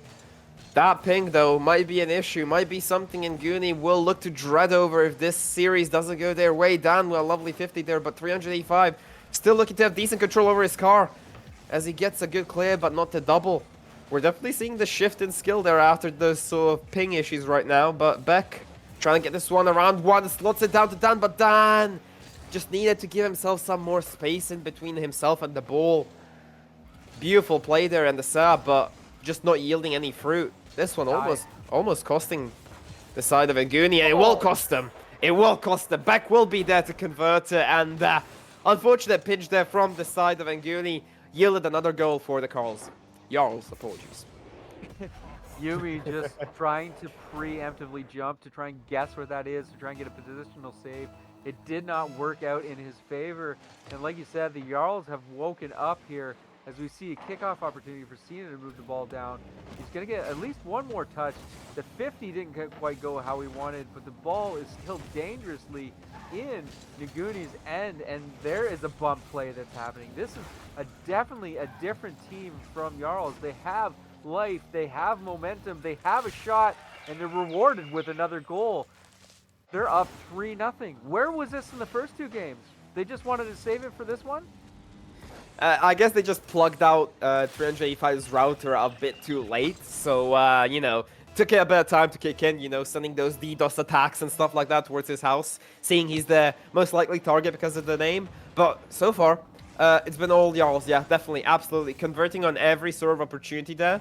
Not much game from Gamey and Yummy there, just trying to keep it together here as 385 battling the ping more rather than the Jarls, as that's an unfortunate touch there, but Yummy is there to collect, trying to get something going here for the side of Nguni, but lovely little backboard defense there from Dan, keeping it together and composed. Even as last man, Dan has always been standing proud in that line. I've mentioned this in game number 1 and 2. He's just been that kind of defensive end that it's been keeping the Jarls together, but this shot is a blinder from Gamey, and it will net them 1 goal It will net them one hope to bring back this game. Gamey didn't look like he had a whole lot of momentum, but man, did that ball fly. Yeah. It looked like such a little unsuspecting shot, but it had all the momentum, and it just slotted into that back quarter and took Ngudi into the game now with one goal, as it looks to be answered quite quickly. I thought Dan was trying, it was that Beck, I can't remember. That was Dan that was trying to go across the backboard to try and collect at least one of those defenders in a in a physical play. Beck has got the ball. He's got a musty that almost had enough power to beat that last defender. Yeah. Not enough connection on it, but still a good attempt so far. Beat one, couldn't get the second one right now as mistakes are arising in that pre-flip. Trying to yield some results here, but no one there to follow up. Cena taking his time, playing a bit more defensively. You don't need to go that much on the offense, but you definitely need to stay in control of this ball as Beck takes it over two right now, setting it down for a double! And that's the hat trick. The man who hasn't been spoken of so much has had such an impact in game number 4 here as he's looking to put Nguni backs against the wall on a series point. I thought Beck just fell from the sky to collect that one, but he was in control when I looked at the replay. I was on a different camera, but he was totally in control that whole way. Again, just showing that these Jarls are not to be counted out. They are still a force to be reckoned with as, excuse me, Nguni is trying to pass it to themselves to get it down the field. Gamey had a good attempt there. He's now trying to rotate back to get into a defensive position. Cena didn't look like that ball hit him, but it might have changed color, and he's rewarded by 385 just deleting him from the field. This is a fast down and in as they are trying to get it past the goal line. It has no chance as Dan tried to flick it over top. It didn't go the way they wanted. Here comes the tactical whiff. Gamey is trying to slow the game down a little bit. Yumi not able to get the angle that he wants, and Dan removes 385, ping and all from the field. I'll have to say, in this match, Yami has been missing a lot of clinical chances to convert on. A lot of nets have been left wide open there to collect, and Gamey has been making short work of them. If the rest of the team can wake up in time, if the ping issues can go away, and Nguni are still in this game, we've seen crazier stuff happen, and there's a lot more time left than that crazy stuff happened at. So, you never know. There's a full minute, and this kickoff is so important for Nguni. If they can win it, they didn't. This didn't go the way they wanted as Beck tried to slot it into the corner. It was hard and fast, but it just wasn't on target. 385 has got a boost. Sorry, got no boost, but he had to flip reset. He's throwing it back onto the field as Nguni is full on offense here. They threw caution to the wind. Forget boost. We're just trying to play the ball. Beck smartly throws that ball away, and it's collected quite quickly by Gamey, who still got a little bit left in the tank, enough to try and threaten the ball, but not enough to turn it into something more than just an offensive play. Yeah, I mean, they've been showing up a bit here, and 385 making it look like he has no ping issues, but not what the numbers tell us, as Beck will have another chance and a shot at him. Gamey needing to recover there fast to set this one down, but this will look to put Jarls on series point. 10 seconds remaining. I don't see them pulling this one off right there, as Dan will beat out 385 there. The ping difference acting crazy so far, but yeah, I mean, a bit crazy so far, as we're on game 5 here.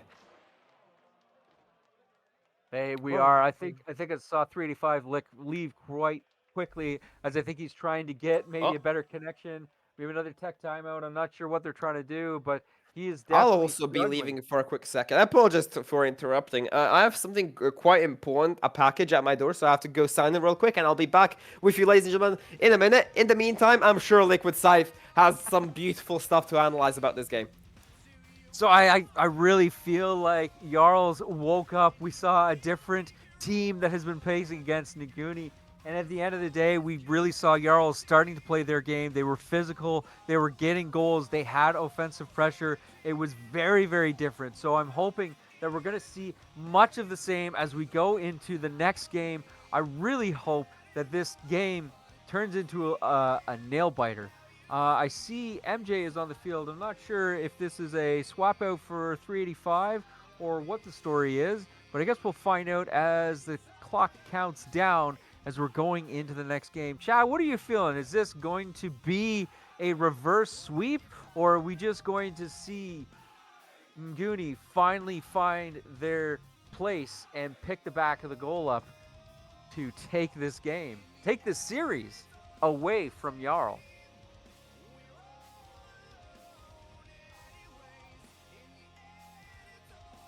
People are cheering for MJ. 3D5 has taken a moment to sit on the bench. He's not happy with his internet, but that's okay. That's why these rosters are 4 deep, is to be able to help each other out. MJ is going to be a little bit cold, though, but it's not going to make a difference here as we see Nguni making short work of turning this defensive opportunity into an offensive opportunity. MJ is standing up at the midline. There's a miss as Dan is trying to squeak it all the way across, and it doesn't get over top of the net. There's a little bit of a misplay there by Jarls, and they're going to collect the ball. Cena is going to drive it all the way across, smartly across his goal line as Beck is able to help him out. Cena is driving down the field. I think he was hoping for a bit of a lead-out pass as Yumi and his teammate try to connect. It's not able to go the way they want as Gamey is getting bumped. He's got no boost, but he needs to stay on the ball to keep the pressure from Yumi. Dan, we got a rule 1? Hold on, guys. I got to check something out. I think there's a rule 1 going on. Yep. MJ, the sub on the field, and Dan are locked into a rule 1, folks. So, is this going to be honored, or is someone going to come break this up? It's now a 2v2 with Beck and Yumi. This is an unfortunate situation as this goal is just about in as Gamey and Yumi double commit here. Here's an open net opportunity for Beck as he's trying to drive it around. It bumps a little bit higher here as Cena has to go back to collect the ball. Cena has been so strong in the last 2 series as we see again Dan and MJ just locking horns. Beck is going to smartly collect the boost. Dina gives him the space to make the play. It wasn't enough, and now Cena has to turn back, collects the ball, collects the boost. Yumi tries to make it a 2v1. As we're seeing this going back and forth, this is a very well put together 2v2 game. I know you guys tuned in and are paying for 3v3, but unfortunately there was a discount, and we're now playing a 2v2. Oh, yeah, here to help out is Gamey. Looking to take this one down and take the lead. Apologies for the delay, side. I hope you held on there, as so did the Jarls. Apparently they have been on the defensive end so far in the last few seconds that I've been here, but I rule 1 here. That 2v2 is definitely gonna just show a display of mechanics for both sides, 100% here. And yeah, it's points wise, it seems to have been all Carls so far. I mean, Jarls, once again, man, that's a complicated name, but so far it's their roster names, and Gamey Demo will secure the first and will take the lead. The sub has happened, though. I've just realized the sub has happened. Can you give me a bit more insight, Liquid? They didn't say much. I think 385 jumped in the chat and just said that it was crazy internet. He decided to take himself out of the series. He felt he was maybe a little bit of a factor, not quite contributing as heavily as he wanted to, and MJ is stepping in quite handily as we see Nguni taking the first goal, and that was quite the bump play. It was a 2v2 series. I was actually just thinking about how both these teams were handling the spacing quite well. All that freedom and movement and boost to play with, they were both being quite smart, but at the end of the day, that bump play, that physicality ended up working out in their favor as Gamey came across and saw that shot coming across and was able to intercept it. There's Gamey's got to be back, or sorry, Dan, he's got to be back in order to catch that one, and unfortunately just kicked away quite quickly. MJ is slowing the pace of the play down because they're up by 1, and at this point they just really need to keep it in Jarl's end.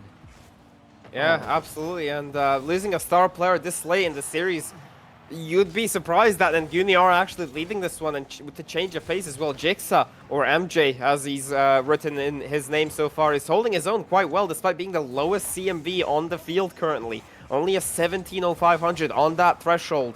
But Carls, with a minute left to go, need to put one of these shots into the back of the net. It's all been Nguni so far. MJ or Jigsaw has been holding its own. And so far, no issues have arisen because Beck hasn't been able to put something upwards that's a bit more dangerous so far. MJ has just been able to sit back and enjoy the show, but Dan right now has a good chance at a shot backboard here. Demo set up for Cena, and it's a backboard shot that will take them the equalizer. Beautiful placement there. Nothing MJ could do about it. Gamey was demoed out of the situation, and they had nothing left in the tank.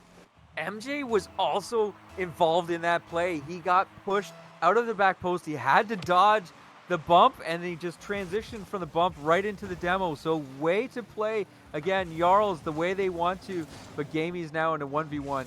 Oh, lovely 50. Dangerous on the 50-50. He's not able to win entirely, but it's not out of the woods yet. As we see Beck controlling it quite expertly, not able to get the mid boost. Is it an open net? What happened? I missed something. That whiff from Cena is gonna cost them. Cena went in for a block and just completely misread the ball. Left the net wide. He's gonna be kicking himself after that one. They've been working so hard to bring back the equalizer, but Cena just gave it all away. I hope this is not how their game ends. I hope this is not how the heartbreak feels in the end. So close, on the edge of that reverse sweep, not being able to close it out. And then losing to a 2v2 goal as well just doesn't feel right for them. And it definitely won't, but Nguni will have the pleasure of taking those, as so far 10 seconds on the clock. A demo will yield nothing as it's on their side of the attack. MJ trying to put in the killing blow, and it's Nguni to go through. 4 seconds on the clock. The kill shot was there. That's the final nail in the coffin, and Jarls will be kicking themselves about that one. This is going in Nguni's favor, and I agree. The series is all but over, but you have to give it to Jarls. They battled back so hard, and they really transitioned themselves in Game 3 to make this a series. Clearly, I have the hiccups now. I haven't been drinking, I promise. That was a great series. Jarls, your season is over, but what a resurgence in Game 3. I really saw that glimmer of hope, the same sort of technicality and ferocity that happened in the previous series. But unfortunately, Nguni just overall stronger, better, faster, and the smart decision by 385 to take him out of the play and let MJ just finish the fight. Yeah, one iconic blow there. Jigsaw just stepping in as the unannounced, unexpected scorer of the last goal. The final nail in the coffin was his, and you could just see that even without their star player, they've completely dominated the field. 53% field domination. It's not much, but considering you had the worst team on paper, just CMV-wise, Berserkers, aka Jarls, had such a better chance to win this game than any other, and they flundered it. Cena missing that 50, that cost them so dearly, that cost them the entire series, and the MVP, Gamey, as it stands so far. Not the star player in 385 as we all expected, but Gamey has been playing away some clinical shots, linking up those passes as well between him and Yummy to take the MVP away. 18 shots, not as clinical with 4 goals, but those 5 assists and those 5 saves, just, being that center midfield, just being Mr. Everything, Mr. All Around in my terms here. And Nguni taking the series, rightfully so. Yeah, that was fantastic. I feel a wash of relief here. As much as I was very excited for Jarl to come back, the end result though is Nguni wins that one. They were just hungrier. They were just that much stronger. But that being said, Nguni, their night is not over. They still have to fight the rest of the gauntlet. This is not an easy thing to do. You didn't make the playoff spot, so now you're still in it. But you have to battle and win every single game. Yeah, absolutely. Gonna be tough, but if we've seen anything, we've seen that they want to fight for it. And in the first 2 games, they've shown us that they can shut out the opponent quite well, and a deserved win nonetheless. But as for the elite plane right there, I believe the groups are kind of settled right now. I don't know if there is might be one more game remaining, if I'm not mistaken so far. Just gonna next double game check is this Miasma versus Deception. That's what's coming up next. And the loser of that series is who's going to play Nguni on Sunday. So if you are on Team Nguni, you better stay tuned and come back on Sunday to see how they fare and how they're going to keep moving. But yeah, coming up next in the next, well, geez, I guess it's only 6 to 10 minutes here, is Miasma versus Deception. Yeah, absolutely. That one's gonna be an exciting one. It's an upper round. You want to secure that upper semifinal. You want to keep those 2 lives in your favor because if you make it to the grand final with that upper final being your ticket there, that will be your card to the actual tournament win because that gives you a bracket reset. So, ladies and gentlemen, that will conclude this game so far, and stay tuned because very shortly we will be right back with you, joining you with Miasma against Deception, I believe it's pronounced. And Liquid, feel free to sign us off. Well, I really appreciate everyone coming out. Again, there's still another hour of power. You have another exciting series to watch. It is a top tier, so make sure that you tune in. There's a short break. Kiki, I believe you're here for the next one, but for me, this is my 2-hour time slot, and I'm going to say goodbye. But Hodge, my good friend, he is in for the next broadcast, so stick around. It's going to be exciting.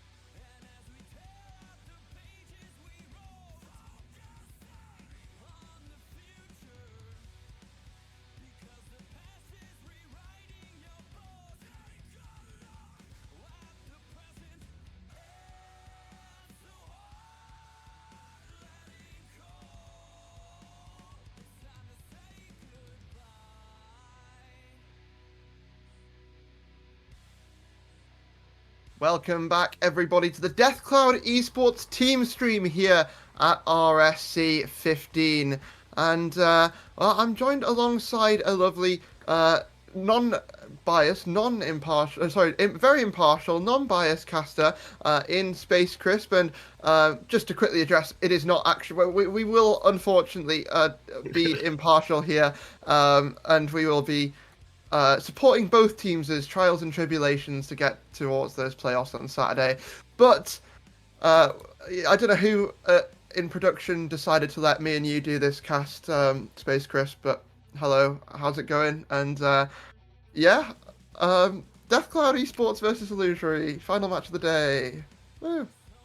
Yeah, really good. And I mean, there's nothing you can tell from my camera at all where there'd be any room for bias, but it's going to be a great game today. Obviously, we're back with some upper half action of the play-in bracket.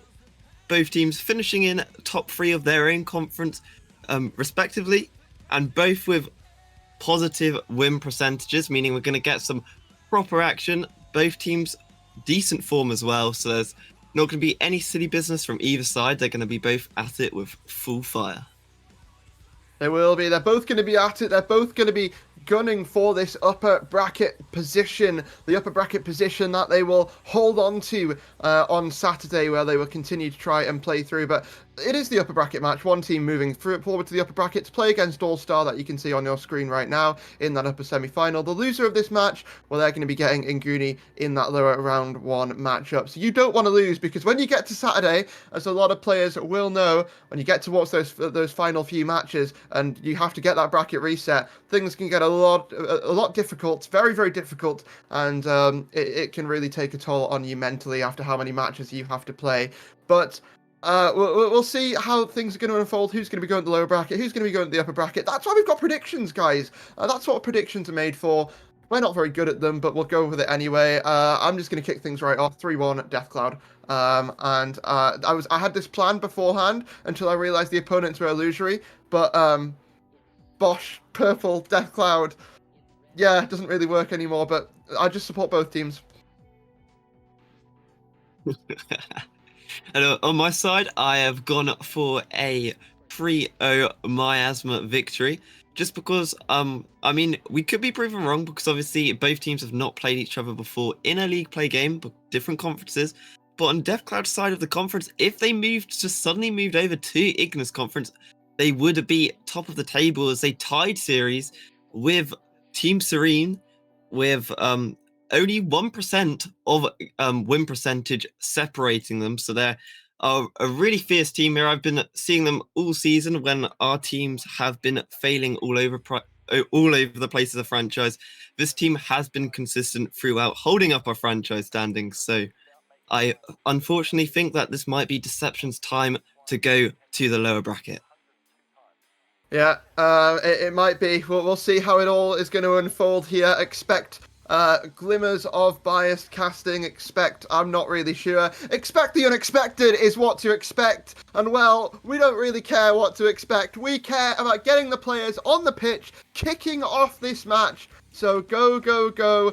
Good luck, have fun is what I'm typing in the chat. And let's get those players on the pitch and begin this series. Space Crisp, no idea what's going to happen.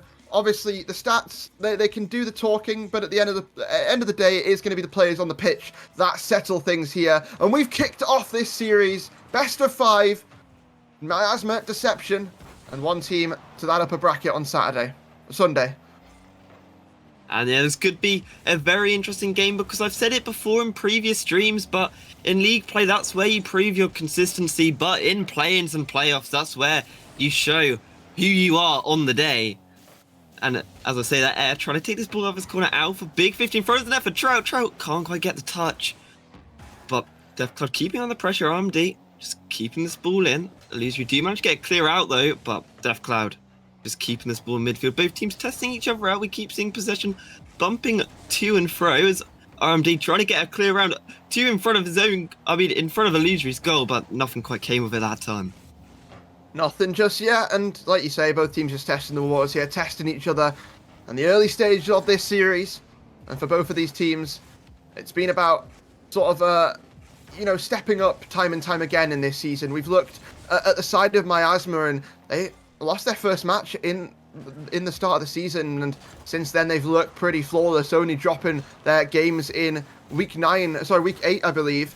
And other than that, nothing of another game dropped apart from that. But going to be about how things are going to develop here as we get into the playoffs. They, like we say, showed a little bit of signs of weakness in week 8, but so far in this series, they're starting off strong, getting that first goal, and really showing that they're here to play today. Yeah, and it felt like Illusory, they maybe for a second there forgot about their defense. I'm not quite sure. I wasn't quite paying enough attention to work out where their players gone, but RMD just able to take that all the way cross field into his enemy's net. But as I say that, Illusory getting some pressure here off the kickoff. Air, trying to catch the ball, trying to dribble it, get flicking over one. Trout gets the block. But Illusory just keeping on the pressure here. RMD saving it to the corner. Big shot coming out from Air. And Illusory instantly tied the game, an instant response, and DevCloud ever since that kickoff, it looked like they're on the back foot. Yeah, I mean, they really do. I mean, when you look towards this Deception team, you could say it was out of thin air, but I think we'd be lying to ourselves, to be honest, because Deception, they really turned that attack around, like we saw from Miasma in the early stages, firing right back and showing us that it's not going to be a one-horse race here in this series. It's going to be a battle to the bitter end, and Trout might want to just catalyze things here for Miasma. It's going to be put to a stop for the time being. 3 minutes remaining. Air having to really reach for that one, but he's able to. Not same can't be said for his teammates. Everyone having to sort of scramble around here, try and stop Miasma's sort of charge here in this side of the field. RMD off of that corner, looking for an infield to his teammates, but that one's being cleared away in Deception. They're looking to sort of deceive this attack, looking to fire right back, and unfortunately for them, Miasma, they've got the touchdown field, and they're hunting for blood now as RMD passes back out to Trout, looking for the top corner, but it's going to be taken away there by Deception. Right, taking all the way back the other way, he flicks it over the last defender, and he's going to put Deception in the lead after going down early. They've struck back, and we've still got another half of Rocket League to go, but Deception, ever since they got that goal back, they got that instant response, they have been looking hot. Now, I need some help from chat here on the pronunciation of the player who just scored. I'm awful at this, and I don't want to mess up anyone's name, so chat, help me out, please. Thank you very much. But yeah, so far, so good here for Deception, and they've been able to not just hold the lead that they sort of garnered, but also look to stretch things even further, right? I mean, we saw the counter-attack in that last goal. Sublime from Deception. And Miasma needs to start picking things up a little bit in this game. Number 1, RMD downfield looking to follow up his own touch off of that corner, but it's going to be back. Trout infield. No one there on the turn, so Air going to be able to just guide this over to that side wall. And so far, looking good for Deception, but Trout now going to look to turn the play around. And he's got lots of boost. He's going to just try and take this to RMD. RMD booming it downfield. Off the bat with big 50 of air. It's going to go for Trout in the midfield. Trout with his shot, and he gets it under the defender. And we're back to a level series. And it just feels like, even though we're only in the first game, it's been tons of backwards and forwards. Both teams not quite showing who's the greatest yet, as we just keep seeing with each play, with each kickoff, the whole dynamic of this game seems to change. Yeah. Back to the kickoff again we go, and so far Illusory looked like they're the ones who've won out on this side of things. There up to that corner, it's going to be stopped pretty quickly, and lovely passing play here from Miasma, getting things going. Saved away. Deception just looking to hold strong on the defense, and they've been pretty good at it so far, especially hang on, I need to scroll back through chat to get the pronunciation right. Krolik getting himself 3 saves here on the side of this Deception team. They've also got to get things downfield. Both teams have battled through the defense to look for these openings. And now it's Deception who look to try and get this ball out of their half, but Trout's got other ideas. He's got to try and find a passing play to RMD, who's just going to try and take things back to square one here, take things back to his side of the field, and maybe restart the attack here for Miasma. Alfie's going to left on the back foot. Sadrata up for it. Can't quite get anything. Trout trying to clear it out of his own zone. Alf hitting off the backboard, but every time they do something, it just keeps going back towards DeathCloud's goal. Krolik trying to take it through, but RMD got the possession now. Not the greatest flick, though. It's just going to go back the other way. Alf taking possession, taking it downfield. Air just getting a touch of it, but Trout's going to be there. No boost, though. Opportunity for Krolik to get the clear. But it's just going to go back for Alf in the midfield. Alf, bit of a heavy touch. He's not going to be able to reach it. And just going to go bounce back down in DeathCloud's half. And we're off to overtime. First game. And we're off to overtime. My prediction seems to be a bit shaky right now. A sweep is looking unlikely as both teams are going neck to neck here in this overtime. Some would say we're off to the races here. The Bladen races, as we'd say, right, Alf? And already we find ourselves in overtime. Both teams looking to try and set the scene for this series, set the pace. And while they've already had good looks, good opportunities, it's about finding that final blow here in the first sort of chapter of this series. Alf trying to keep that one off the back wall. Trout just guiding this down this line and looking to play that 50. It's a matter of when it's going to be played, when it's going to be taken, and it's going to be popped up. RMD's got a chance, but shut down there. Krolik not having any of that. And neither are the rest of Deception as it's sort of flowing off of the back wall there. And Trout, once again, just looking to play this along that side wall. RMD has to get there soon, is able to win out on that challenge, looking for the sidewall double. Not able to find it, but still the pressure building here for Miasma, and they've kept it in their attacking half. And I feel like what's got applicable to both teams in this game is when they get the shot away. They've been getting the goals by both teams. They've been generating a decent amount of offense, but finishing the playoff has not been either team's strong point so far. But as I say that, RMD putting it downfield. Trout up for it. Big touch to the corner. Sees Krolik is going for it though. Krolik, low boost. Ow. Putting it in front of net. Lucy able to make the clear. But RMD keeping the pressure on. Rolling it up the goal. Getting a demo off the back wall. Trout taking the pressure. The pressure can only last for so long. But Lucy managed to get the clear and get to some time to regain. Even though Alf's up for it. Ow. Off the back wall. Can't quite get the double. Trout's there. But for now we're still at a tied game. Yep, still at a tie game for the time being. 2 minutes in overtime, we find ourselves. Trout touching that off the back wall along that corner. Gonna drop down for him. Look to try and restart this attack. RMG jumping for it, able to win out on that 50. Beating out his opponent, and that's what Miasma as a whole are looking to do in this overtime. Really shut things down, and RMD's really been a leader on the attack. Now Trout getting that demo, ricochets off of the post for Alf to tap it in. Miasma taking this first game, taking heart. Well, Alf said before the game in chat, he said he came in with the name Alfinio. I said, you're not Drafinio, kid, and he said, I'm better than Drafinio. Looking to prove it right here. And yeah, it was a great showing. Even though Miasma came out for the win, I would say it's a great showing from both teams. Both teams showed why they're here in the upper half of the play-ins. There's a 2-minute overtime in our first game. But I definitely think it was Miasma that had the better finish off of their shots. Deception, they had quite a few opportunities, but I feel like they weren't quite as good as capitalizing off of them. Even though they're doing a great job at saving DeathCloud's opportunities, but it was not quite enough to keep them alive in game one. Yeah, I love how it sort of seemed like their Space Criff were just sort of like going along and ticking the box, like, oh yeah, just making sure we mention Deception. Meanwhile, cut back to the face cam, DeathCloud in the background, DeathCloud flag, old logo, new logo, whatever you want. Also, chat, while we've got the GM of DeathCloud alongside us here, what do we think of the new DeathCloud logo? Do we rate it over the old one? Oh no. Should we rate it over the old one?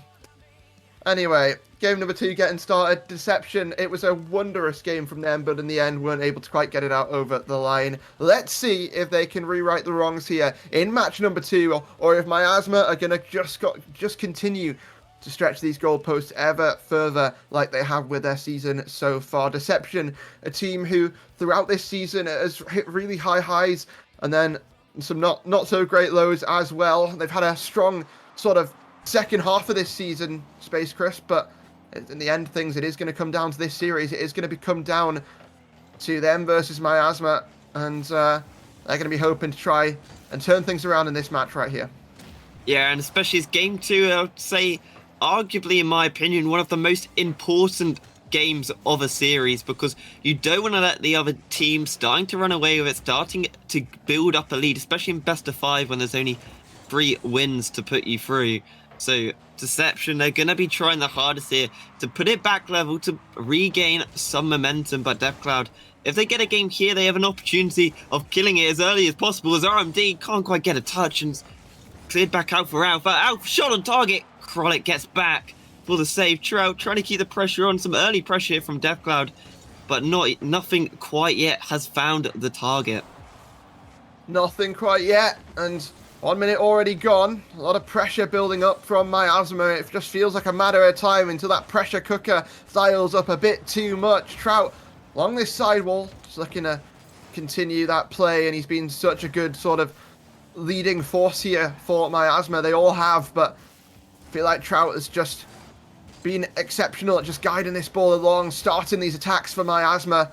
And now things might start to get a little bit more difficult as the counter-attacks come through from Deception. And I think on the side of Miasma, that has been a pretty sort of eye-opening weakness for them, right, in this series so far. They've been leaving their backlines open a little bit too much for my liking, Space Crisp, and the counter-attacks, while they sort of don't come as much as you know, Deception would like, they feel like they're very sort of devious and punishing every time they do.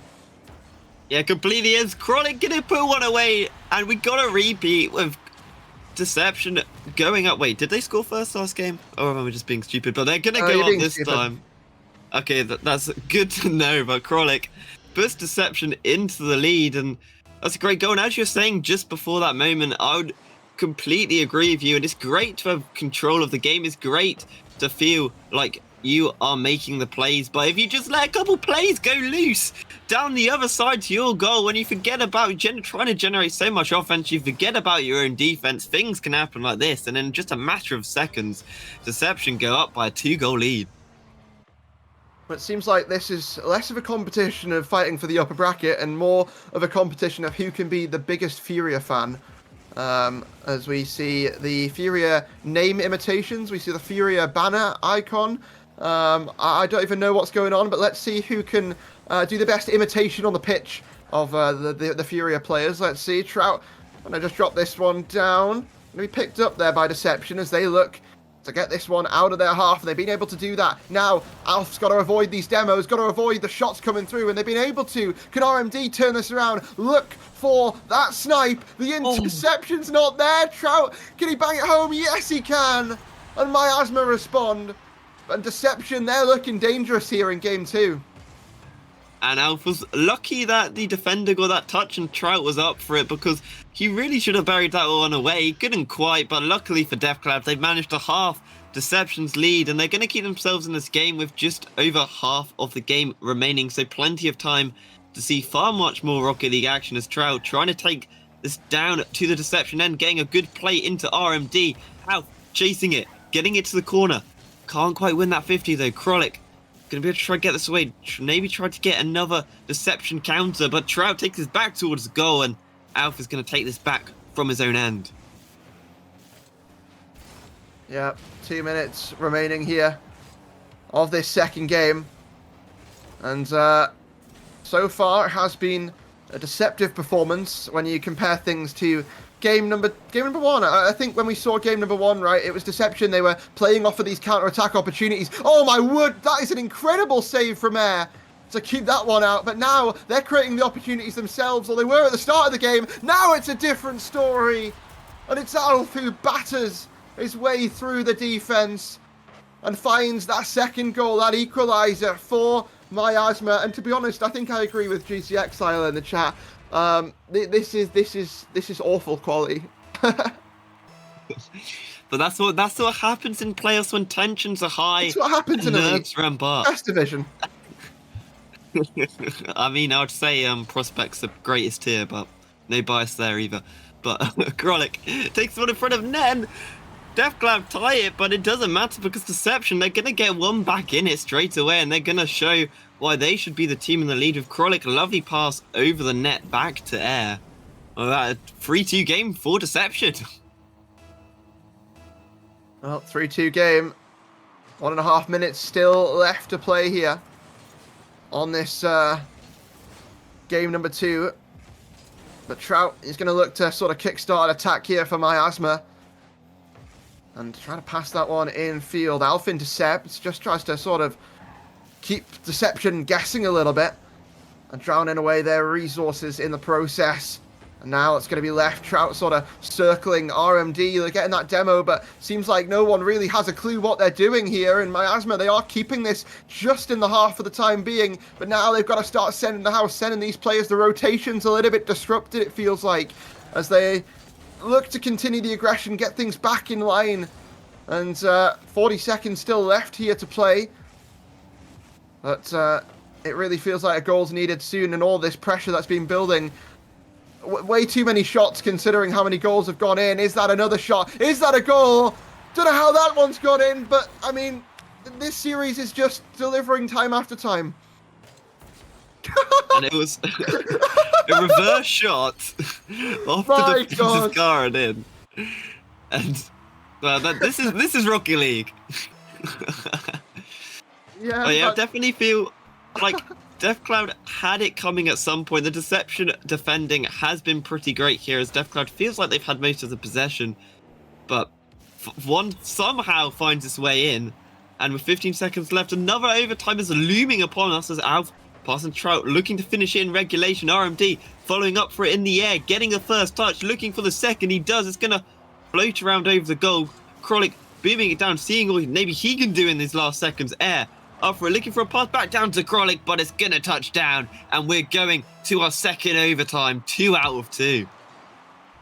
2 out of 2. And will it have a similar result, or will things be a little bit different? RMD over to that side wall. Enough boost to work with here. But can he make something off it? Off of that back wall it goes. And there's going to be Spoods who tries to guide things away along that side wall. Alf's going to intercept it, pick it up. And Krolik's trying to see what we can do on the defense. A lot of boost to work with. So that's a positive here. But negative side of things is you've got Trout barreling down. Hang on a second. Is that open? Yes, it is. And once again, the same plague is plaguing Deception. It's Miasma once again. And they've left their backlines open. And another ball has rolled its way in. And to be honest with you, I don't even know what's going on. Just to give sort of people some insight into casting in RSC. Usually Prospect is sort of considered the most difficult division to cast. Purely because things happen that you don't expect to happen, right? And you've got to sort of adapt on the fly. It's really testing my patience this series. It's really a difficult one, and it's really giving Prospect a run for its money, because Prospect last week was a very competitive division, and maybe we need to sort of rejiggle the divisions and move Elite to the lowest one, because what am I watching today? If this is the top, arguably the top sort of 6 teams in the conference, in the division based on their conference standings, what is going on? What I think is happening is, if you go and look up the DevCloud YouTube channel, go back to some old videos from 4 years ago now, and you watch some of my gameplay with the original DevCloud team, it feels like that what Miasma is embodying. So some crazy, putting the ball forward as much as possible, players just throwing themselves at the ball, forgetting a little bit about the rotation and where they're meant to be, and just seeing ball slip into their own net as well as of consequence. And even though it's chaos, it's absolutely thrilling to watch, especially even though the game for both of these teams have been a bit all over the place. The players still have mechanics, so it's a perfect infusion of Prospect style and elite abilities. Yeah, it's one way to put it. Let's see how this game number 3, unfolds, as both teams have now had a good amount of chances to sort of warm themselves up and get themselves up to a sort of good point in this game. And so far, Alf made a statement of trying to be like Drafinio. Maybe when he first downloaded the game, I don't know, but so far, Miasma, they've looked pretty good, and so have Deception, and this series for me is still a little bit up in the air as to how things are going to unfold. Who is going to take this now? Opportunity, lovely pass, gets the defense, jumping on the ropes, and Miasma able to really sort of rewrite the wrongs of the past 2 games and strike first here. And what a lovely fake shot by Alf, just letting the player go flying out of play, leaving it for RMD. He's just able to slam that one in home. But the thing is, we've seen this before, DefCloud get a goal, but when you get deception on these counters, they can appear really dangerous, and getting a 2-goal cushion is really important, as Air's going to put that away, and it feels like in every game we've seen, whoever ties up the game ties it almost instantly after the first goal comes in, and Air. Lovely shot by him, and a lovely bump in front of the goal to put this game back level after DefCloud only just briefly getting the lead. Yeah, DefCloud, they grab the lead, and once again, it's just been turned around. Deception hunting back for the chances that they are given. And let's see how Miasma can manage their attack this time. We've seen how things have gone so far. They get all this pressure. The defense is too good. And the counter-attack comes back to plague them. But so far... Oh, it's not happening again, is it? Please, RM. Okay, thank God. But yeah, Miasma holding on the defense now, looking to turn things right around. Fakes coming through both sides. Trout over to that side wall, looking to continue his play, continue his charge. Spoods back to his teammate in the corner. Air getting a lovely touch. Intercepted though by Alf, and Miasma starting to get cooking here on their attack, but someone's got to be challenging things here, and unfortunately Trout with the boosties it has, not in a position to. RMD finally does, and now back and forth we go along this pitch. And Elite certainly having it all to offer today. But a lot more could be offered off of that shot, and Alf not able to quite slot it here. Round number 2, defense impeccable. Alf looking to try and put it away, and he's finally done it. Miasma getting that lead. And game number 3, improving here for both teams, I would say. As much as they're still serving the same struggles, Space Crisp, I think it's getting better. Yes, I would agree. We're seeing less mistakes as these teams are starting to sort of cool down the nerves and bring up each other's momentum. Although it feels like, again, DefCloud, it takes them ages to generate these goals off these shots. They do great play once they get to the finish, but the problem is when you get deception down the other end, it seems that it's only taking them one single opportunity and they manage to get away, which is how they've been able to get away with defending most of these games. Trout looking to get the cushion for his team as he's going to get this down to the enemy corner, getting a second touch. Is back for Alf. Alf take this up in the air, looking to drop it down. Kroliket, though, able to get his car in the way, and a big clear coming out from Deception as the ball's just going to bounce around midfield. Air taking this down to the DefCloud end, but he gave a lot of space there for Alf to clear it back down. RMD, big 50 in front of the goal, but Air able to take this ball back away towards the DefCloud side of the field. Alf touch back over to Trout, who's now going to be hunting here for Miasma. It's not going to be very successful, but RMD now next up on the play, looking to set himself up. Not able to. Deception holding strong in the defense like they have so far this series. 5 saves, and now looking to go the other side and put some shots on the board. But another missed opportunity, and Deception got a minute and a half to start finding some goals here, Space Crisp, or things are going to go the way of Miasma here in game number 3, as they've been cooking, but the team who a lot of people expected to sort of come out pretty convincingly with this series, finding maybe a bit more struggles than they would have hoped. Possibly, but then also from... I say that, they do have a lead. Yeah, they do have a lead, definitely. And looking through the season, quite a lot of their games went to game 5s. Quite a few of them weren't just sweeps, and they seem like the Miasma seem sort of that team that can get the job done, but it might not always be an easy job to get done. And they'll make hard work of it now as Trout trying to get this downfield. He gets it off the ceiling, getting another big touch.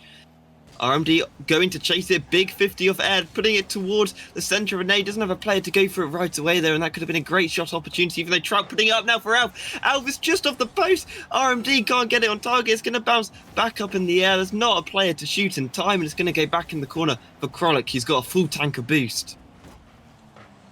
Full tanker boost to work with, and You'd have to expect that to deplete to 0 as both teams throw in their last efforts into this game. And now Miasma looking to put a vice grip on the series, looking to put Deception with their back against the wall, with their last hopes of the upper bracket, all residing in 5 minutes of Rocket League, and potentially another 5 more if they can get it over the line. But that's just going to drop to the ground. Miasma game 3 and game 4 on the horizon. But I have to say, my prediction is looking pretty good here. Miasma really sort of starting out strong. To be honest with you, Space Crisp, I completely forgot who you predicted. But Miasma, I went for a 3-0 sweep just to be different. Oh. I felt like last both games I went for game 5s, and I felt like this time I'm casting I'm not going to go for a game 5, and I don't want to copy you, so I'm just going to say it's going to be a sweep. That was my strategy coming into this game. To be honest, not copying me has been worked out pretty good for most people in playoffs so far across the divisions. But I've learned to predict better as I swap my prediction after predicting 3-0 against the rival team the other day. Then swapping it before the game started and ending up getting the prediction right. Strafe was a little bit too quick to slate me in a rival discussion for that one. But no, massive respect to the rival team. We are not getting a headset dent reveal. It's not happening. Maybe, I tell you what, if Miasma go all the way and win the grand finals, we will get the headset dent reveal and something else that Miasma have also agreed to do on the stream. But they've got to win this match first. So if you want that to happen, everyone become the biggest fans of Miasma you possibly can. Deception, though, you know what? As much as I want Miasma to close this out for my prediction, I want Deception to give us a game 5 because I want to be cool, different, and interesting. So already looking like some early pressure might get us there, but a lot of time left to work with here, Space Crisp, and anything can happen. Yeah, completely. And I think what's most important is to see who's most consistent here, because DevCloud, like I said, and we've seen it as a pattern, they've been having brilliant attacks down this end, but struggling to finish it off. Then Deception just getting amazing counters, just one shot and it goes in.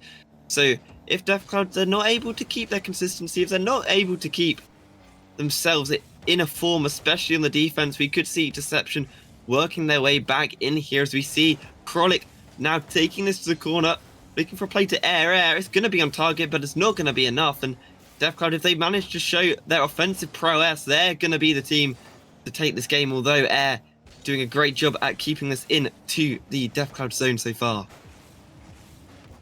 Yeah, 1 minute gone here. And so far, like you say, Deception bringing it into the DevCloud zone, and the Trout zone is not a zone I don't want to find myself in when this guy wants success, when this guy wants to chase for that upper bracket. But Miasma, they've still got a little bit to go on that occasion. They've still got a little bit to stride forward if they want to do that, and they've got to get through this Deception team who's slowly sort of charging their way downfield. Trout up into the skies. Alf looking to just try and fake the play for RMD, it seems. That's going to be beat back in Deception. Looking for those bumps, looking for that aggression, looking for this first goal. But at the end of it, they're looking might just deplete nothing, and that's what things seem to be occurring right now as Miasma look to sort of restart their attack. And to be honest, Space Crisp, I couldn't really tell you what's going on in this game. To be honest, I feel completely out of it. I feel half asleep, and I've got the memory of a goldfish. So it's been a bit of a rough one. It feels like, for me, the dynamic of the game has changed a lot compared to other games of the series, whereas Deception, having all of possession in DevCloud's and DevCloud been able to get a few shots away, but Deception have done a great job at keeping on the pressure. And I say that eventually the defense can't hold up, and eventually a ball has to go. And even though RMD putting it in front of the net for Trout just off of the post, Air taking his back down the other way. Not quite an open net opportunity there as RMD taking some possession here to his corner. Krolic, though, keeping the pressure. Air just trying to bump on the goal line. A big shot coming out. Trout able to make the save. We're still at a 0-0 game, which, considering how high scoring some of these games have been for a elite playoff match, we're still 0-0 here. Alf putting this one up to the midfield. RMD's going for it. He's going to get there first. He's going to bounce down off of the backboard. Trout can't get for the shot, though. He gets the demo, but the demo's not going to do much. Alf trying to keep this pressure on. He's going for a bump himself. Krolik just going to get this one away for Air. Looking to get a counter downfield. Trying to catch the ball onto his car, but DevCloud do a great job of steering this one away from their own goal. Even though, as I say, that is going back towards DevCloud's own goal. And we've seen this too many times, and Krolik is going to put his team in the lead, and I shouldn't have said anything too soon. RMD not being able to get that ball, and Trout, he was too busy flopping in his pond. He forgot about stop being a fish for a second and start being a car. Yeah, I mean, something like that. You know what, Danny, saying as there's nothing better to do, is this a what's the weather worthy series yet? Is this a what's the weather like worthy series? But you know, we're getting a game 5. Let's go. We're getting a game 5. There's positives at the end of the road, ladies and gentlemen. Game number 5 is on the horizon unless Miasma can pull things back in the next 90 seconds. And we will really get to see the absolute insert word here between these two teams in that final match, potentially. Although we've seen absolute craziness coming out of this game, so I wouldn't just count DevCloud out. Yet here in this game is Trout. Shot's going to go wide. Off round his corner, a big touch off the defender, a big shot for RMD. It's not going to be quite on target. Out of the shot, and he slots it in top corner. Deception's lead is half, and DevCloud showing there's a minute to go, and we still have a chance to get our lead back. Well, that lead might just be retained by Deception. We'll see if Miasma have got something left in the locker here. But a pressure starting to dial up a little bit more. And the same can be said for this Deception attack. Trout off of that wall, infield, looking for something, looking for anything. It's last resorts here for Miasma. And Trout, once again, trying to be that guideline, trying to be the map here that Miasma needs to get them back in with a chance. But Deception, they're just going to be looking to guide themselves over that finish line and guide themselves towards a game number 5. Let's see, 35 seconds remaining of this regulation, and Trout's looking to try and put that one away, but 30 seconds left, and nothing still quite coming into fruition. Deception, they're looking for that game 5, like we say. They're looking to put themselves one game off of that upper bracket, continuing into Sunday.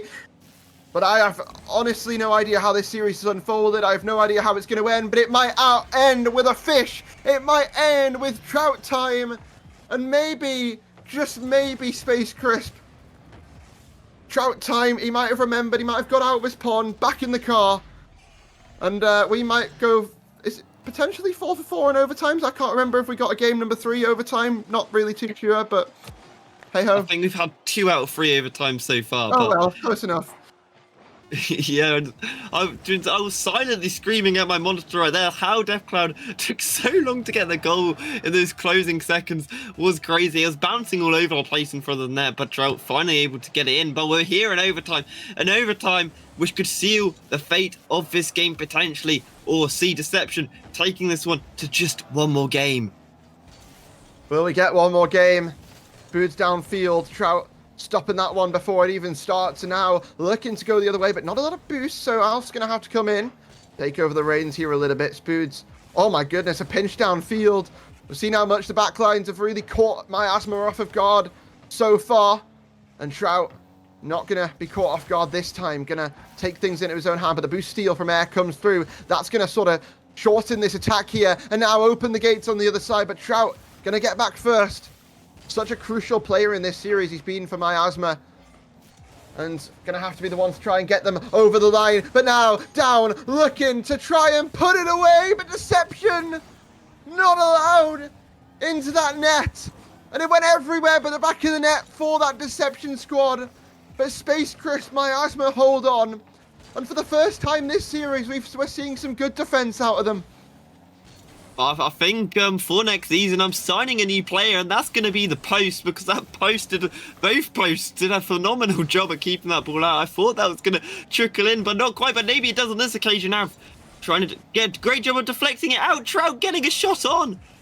Chronicle made the save, but Trout's up for it again. Trout with the shot, and after looking like Deception was going to take this to 5, Deathcloud strike back. A few plays, all it took, and Trout is just going to slot that one in home, and Deathcloud will continue their journey through the upper bracket. But the job is not done for Deception yet, as they still have a shot in the lowers. They still do have a shot in the lowers. And I have to say, when you look towards teams and players throughout that season, we're going to look at the players who made an impact in that game number 4 before we get towards our MVP for the series. But yeah, I mean, when you look at players who really made an impact this series, regardless of what the stats MVP says, I think I would have to give my MVP to Trout, regardless of what happened. It feels like every time we were talking about a player on Miasma, he was just like always the player we were mentioning. I mean, obviously you've got Alf, you've got RMD, who are such exceptional players in their own right. But normally, I've casted a lot of Miasma games this season on my own stream throughout League Play and on the main stream as well. A lot of the time when it comes to the offense, Space Crisp, I'm often talking about Alf and him creating these sort of solo opportunities. But no, it was Trout doing it today, and that is not going to earn him the series MVP. RMD is your series MVP, but Trout's my MVP. Trout could be the people's champion, and I set all of that up for absolutely nothing.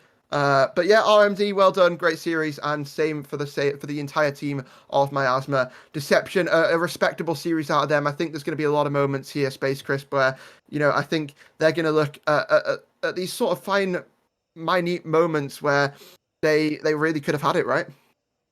Yeah, I totally agree. And I feel like if Deception were able to keep playing more of the possession game, generating these offensive plays like Miasma were doing, they definitely do have opportunities moving on throughout to their next game of the playoff at clinching their way off to the finals. They definitely are a team willing in contention. However, today, and this is a reference that many will not understand, but those who will know, but Trout and the Deathcloud team were putting their power, showing how the fish of the trout could be more powerful than Salmon Esports. And if you don't know who Salmon Esports is, I ask you to do your research.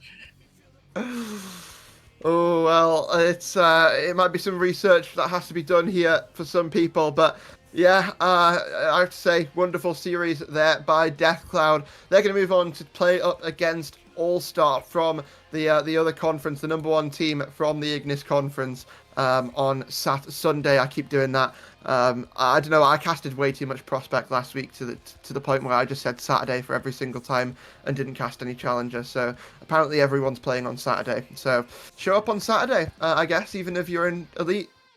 You might find there's no games, but do it anyway. But yeah, Sunday, those two teams will be playing, and on the other side of the bracket, Shinjiri versus Forfura. No idea. We'll go with that on the other side of things. Lower bracket is going to be consisting of Blaze versus Centurions. And a lovely story there from Blaze, who finished sort of bottom, I guess, of the qualifying teams from the Ignis Conference, finished 6th in the Ignis Conference, and having a really bad last couple of weeks, almost dropping out of the running, but able to get over the line, get themselves into playoffs, and then also win those 2 games, one against Darkness in a 3-0 sweep, and one against the Celery Sticks in their second round. And then a sort of lovely story there. But on the lower bracket side of things, on the other match, Nguni versus Deception, what do you make of that matchup? I think we've got some thrilling matchups to go, especially because obviously in the upper brackets, we've got the best versus the best. However, if we look down in the lower brackets, it's my favourite sort of Rocket League. We've got Rocket League Dwellers, the Titans that have dropped down, versus these teams that are gaining their momentum, gaining up their speed, and they can go for some insane comebacks. And in playoffs, it's not about your average play throughout the season. As I've said before, it's about how you show up on the day, what you can bring to the table when it counts. And that's what I'm looking forward to most. I want to see some upsets here, and I want to see who can work their way up to the grand finals. Well, we'll see who's going to do that on Sunday. Got it. Finally done it. I'm proud of myself for that one. But yeah, it's going to be an interesting playoffs day. We've got all different opinions of who could win it, but at the end of the day, that will be decided on Sunday. I mean, you've got Alf in the chat saying that lower bracket is 3 chaser teams and rollback noodles, so anything can happen at the end of the day. But yeah. We'll see how that's all going to unfold on Sunday. But before that, come back tomorrow for our Rivals playoffs, where the top 8 teams in the rival division are going to be all duking it out for their chance at a title. I mean, there's not a lot of casters who are showing up for it, but I'm sure someone will be there to cast it, and we'll have that all unfolding live on the stream tomorrow. But yeah, can't wait for that action tomorrow. Can't wait for the action in Elite on Sunday. Going to be an entire weekend of chaos here at the RSC-EU. But until then, that's been it from me, Hodge. That's been it from the Death Cloud, just branding next to me, the Death Cloud entire promotion range, I guess. But yeah, we'll be back today. We'll be back sometime soon. Hope everyone has a good rest of the week and a good night. And yeah, that's it from us.